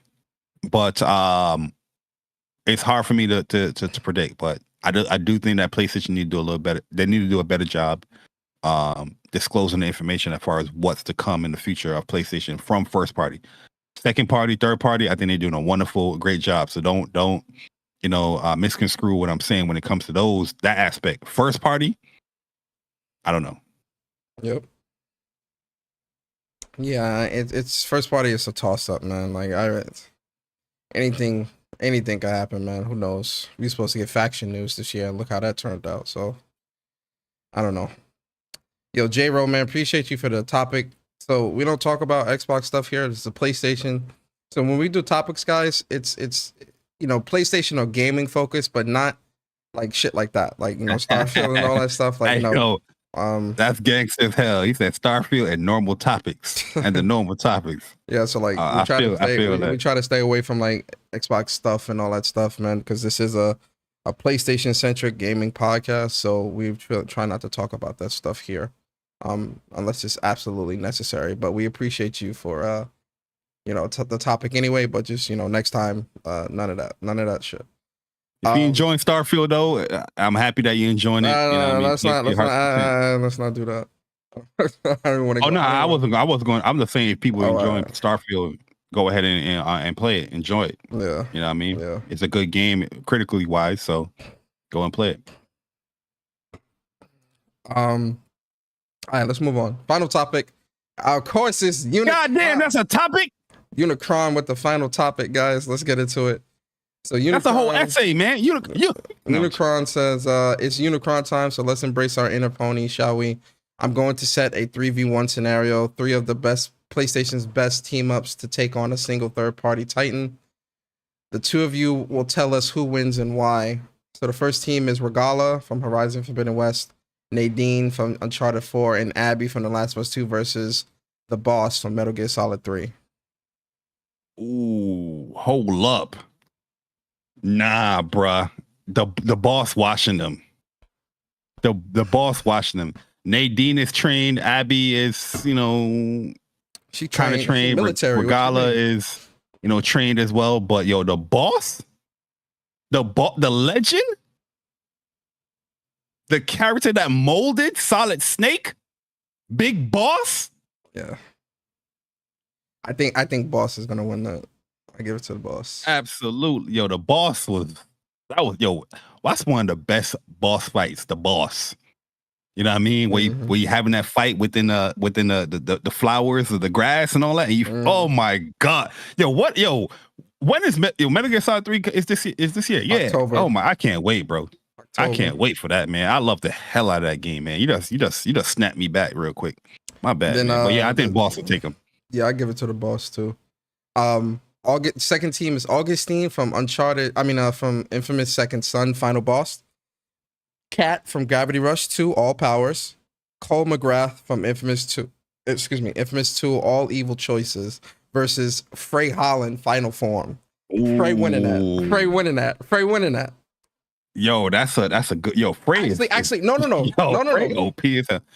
But no, what the thing is, like, Cat, I think she's powerful, but I don't think she would hold her own in this fight against Frey. But Augustine and Cole, All Evil Choices. Cole was Cole was a monster. All Evil Choices, bruh. That one I gotta think on a little bit. because Frey Holland final form, he was like, yeah, with all those abilities and all that. Like I don't know. I think I'm gonna get at the Frey. Final form, that's a tough Frey. one. That's tough, but I'm gonna give that to Frey. Yeah, because Tanta Frey and the ability that you get towards the end of the game, crazy, bruh. Like crazy. I don't see Cole or Augustine or even Kat hitting her like that. No, they're not. She can just vanish. She can vanish and move around in like her own 3-dimensional space. Stop in time. Frey, 100% Frey. Good one. Final team. Rivet from Ratchet and Clank Rift Apart, Celine from Returnal, and Aloy plus her machines and focus versus Doom Guy from Doom. Doom Guy getting washed up. Doom getting washed up. First of all, Celine can't die. That's what I'm saying. Like she can try again. She can just keep going. Aloy plus her machines. Come on. Imagine coming Aloy through is a very smart fighter. Imagine coming through with a Tremor Tusk. Stop it. Rivet and all her gadgets and all that against Doom Guy. Cut it out. Doom Guy he's super strong though. He's strong and fast. And he got all that artillery. But I don't, bro. Celine by herself with all them alien Atropos weapons is washing up Doom Guy. Imagine the Electrophylon against a Doom Guy. Come on, bro. The fact that she can just come back is going to be hard to. Electrophylon, just Celine's weapons by themselves is washing up Doom Guy. An Electrophylon driver. If you played Returnal, you know what the Electrophylon is. Best gun in the game, in my opinion. Best gun in the game. You stick that pause onto Doom Guy, it's a wrap. It's a wrap. Mm-hmm. It's a wrap. But I'm not sleeping on Doom Guy. I know Doom Guy cool, but let's cut it out, man. Like, Doom Guy getting washed up here. Straight up. He getting washed up. Yeah, and then you have Ratchet and you have Rivet with all that arsenal that she has as well. Because I'm pretty sure the reason why he made this fight how it is because of the arsenal, the weaponry that all characters can have. Like Aloy, weapon wise, she might be outclassed here. She might. I don't agree. I don't agree with that either. I don't agree that Aloy is outclassed weapon wise because she can control any machine. So the machines is going to be doing all the work. Yeah, within that universe. No, but we're just talking period. Like imagine coming through with a Tremor Tusk, bro. Or a Razorback. She getting washed up. Not a Razorback, I forgot the name of that damn what you call it, man. Yeah, I know you did the Raptor thing. The Raptor thing. Yeah, like I see Aloy in this fight as more like the information person because she got the focus. She can like so more like the tactician. Yeah, the tactician. Okay. Celine and Rivet, I said Rivet, is probably going to be the heavy duty people. As far as like the artillery. The only thing where Doom Guy outclasses them is Doom Guy is just way faster and stronger than all of them. You know what I mean? I feel like Rivet would probably be more of the tactician over Aloy because Aloy, the machines, bruh. And she like to get into the thick of it with her weapons and stuff like that. Because imagine you gotta also understand that Doom Guy, Aloy, he killing out demons. And I get that, but imagine Aloy shooting a frostbow, freezing them up. That's it. It's a wrap. Yeah, like I feel like those weaponry right there is they will come into play, but I don't know if they're going to be as effective with Doom Guy. Like I think I see her setting up traps and probably using some of the machines to, you know what I mean, to cause a distraction. And then Celine and with her arsenal and Ratchet or their arsenal, not Ratchet, but Rivet. She got all of Ratchet's arsenal, so she got the big ass teleporter weapon as well and all that there. So that stuff alone, I think can wash them up, but. The physical strength and speed and all that stuff. If Doom Guy get close, man, I don't know. That Celine can't die. I think Celine is what's really gonna make that team just so much better. Celine can't die, so even if Rivet and Aloy die, Celine could just has infinite possibilities of figuring out how to beat Doom Guy. So yeah, That was a great shout out to Unikronn, Yeah, man. Always with the great topics. Unikronn. That was fun. Yo, listen, man. If you guys next month want to give a topic, man, if you are a member on the channel, definitely consider giving a topic, man. It's always fun hearing what the community has to say, man, with the topics. But if you have made it this far, guys, we're gonna give you some trophies. Gotta give you the trophies, guys. Give you the trophies. One more. And then obviously we gotta give you the lovely platinum. Yo, listen, we appreciate you guys so much, man. We hope you enjoyed episode 139 of What's Up PlayStation Podcast. We are at the end of the show, and we're gonna get into these outros. Bari, let the people know what content you got coming to your channel, if anything, and your outros and what's going on with you, bro. Yeah, man. Once again, we appreciate you guys sticking with us for What's Up PlayStation Podcast, episode 139. Hopefully you guys enjoyed your stay here, especially all the new people that came through. Hopefully we earned your like and your subscription. And if you really, really enjoyed, hit that membership button if you can. But yeah, shout out to all of the PlayStation Nation, the WUPS Nation as well, always showing your support here in the chat. We appreciate it. We see the comments, and we definitely thank you. Look forward to something new coming to the channel, WUPS reviews. We're definitely gonna set that up and get that thing rolling with Spider-Man 2, and also the Spider-Man 2 challenge that we're going to do for the giveaway for the game coming up. But as far as for me, I have several videos up on the channel. I got a Atlas Fallen review up. Spoke about the PlayStation price increases. I got Sea of Stars. I got Sea of Stars boss videos coming out very soon, and also I'm going to have my impressions of the game as well coming, and also Armored Core 6. Armored Core 6, I'm definitely going to be posting up the boss fights as well and giving my impression of that game as well. That should be coming out either this weekend or it's going to come out during the next week. But yeah, guys, we appreciate it. Thank you. And yeah, hit the like button. It helps us grow here in What's Up Places Podcast, and subscribe if you guys really enjoy it. Me and Persona, we definitely, try our best, to keep it PlayStation here on this channel, and keep it, pretty fair as far as how we feel, and keep it pretty authentic as well, and how we feel about PlayStation and the news that happens throughout the week, man. So we're not trying to be toxic gamers that people will try to make us out to be or whatnot. But when it comes here to this channel and whatnot, we're going to speak from the heart, and we're going to give the people our true impressions and thoughts on everything PlayStation here. So hopefully that's something that you guys can rock out with. So hit the like button and subscribe, man. And we see you guys next week. Yep. For What's Up. Yep. Yo, man, listen, just to echo some of what Bari's saying, man. Here on What's Up PlayStation Podcast, man, we are a gaming podcast with a PlayStation focus, but we are a gaming show. We try to keep this show as funny, as entertaining, and as gaming focused as possible. Never mind what people might be saying about us on the other side. It's clear they're not watching the content. For those who rock out with us and actually watch our show, you know what it is, right? So we do appreciate everybody that rocks out with us, supports our channel individually, but also supports What's Up PlayStation Podcast here. We got a lot of other great things coming to the channel, guys. Like Bari said, WUPS reviews, that's going to be happening. We also going to be putting the podcast on Apple, Spotify, Google Play really soon as well.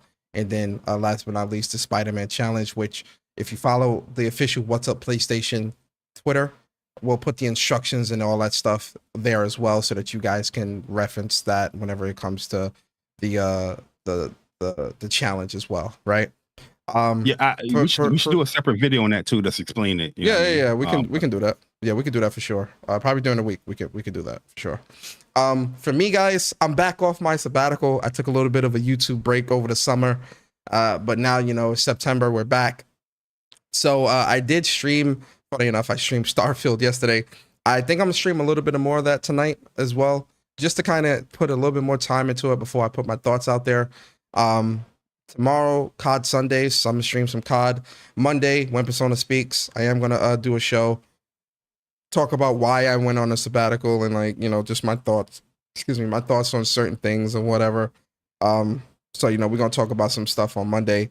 In terms of gameplay, I'm going to be dropping my thoughts on what game is that? Armored Core. I'm going to show some gameplay of that as well.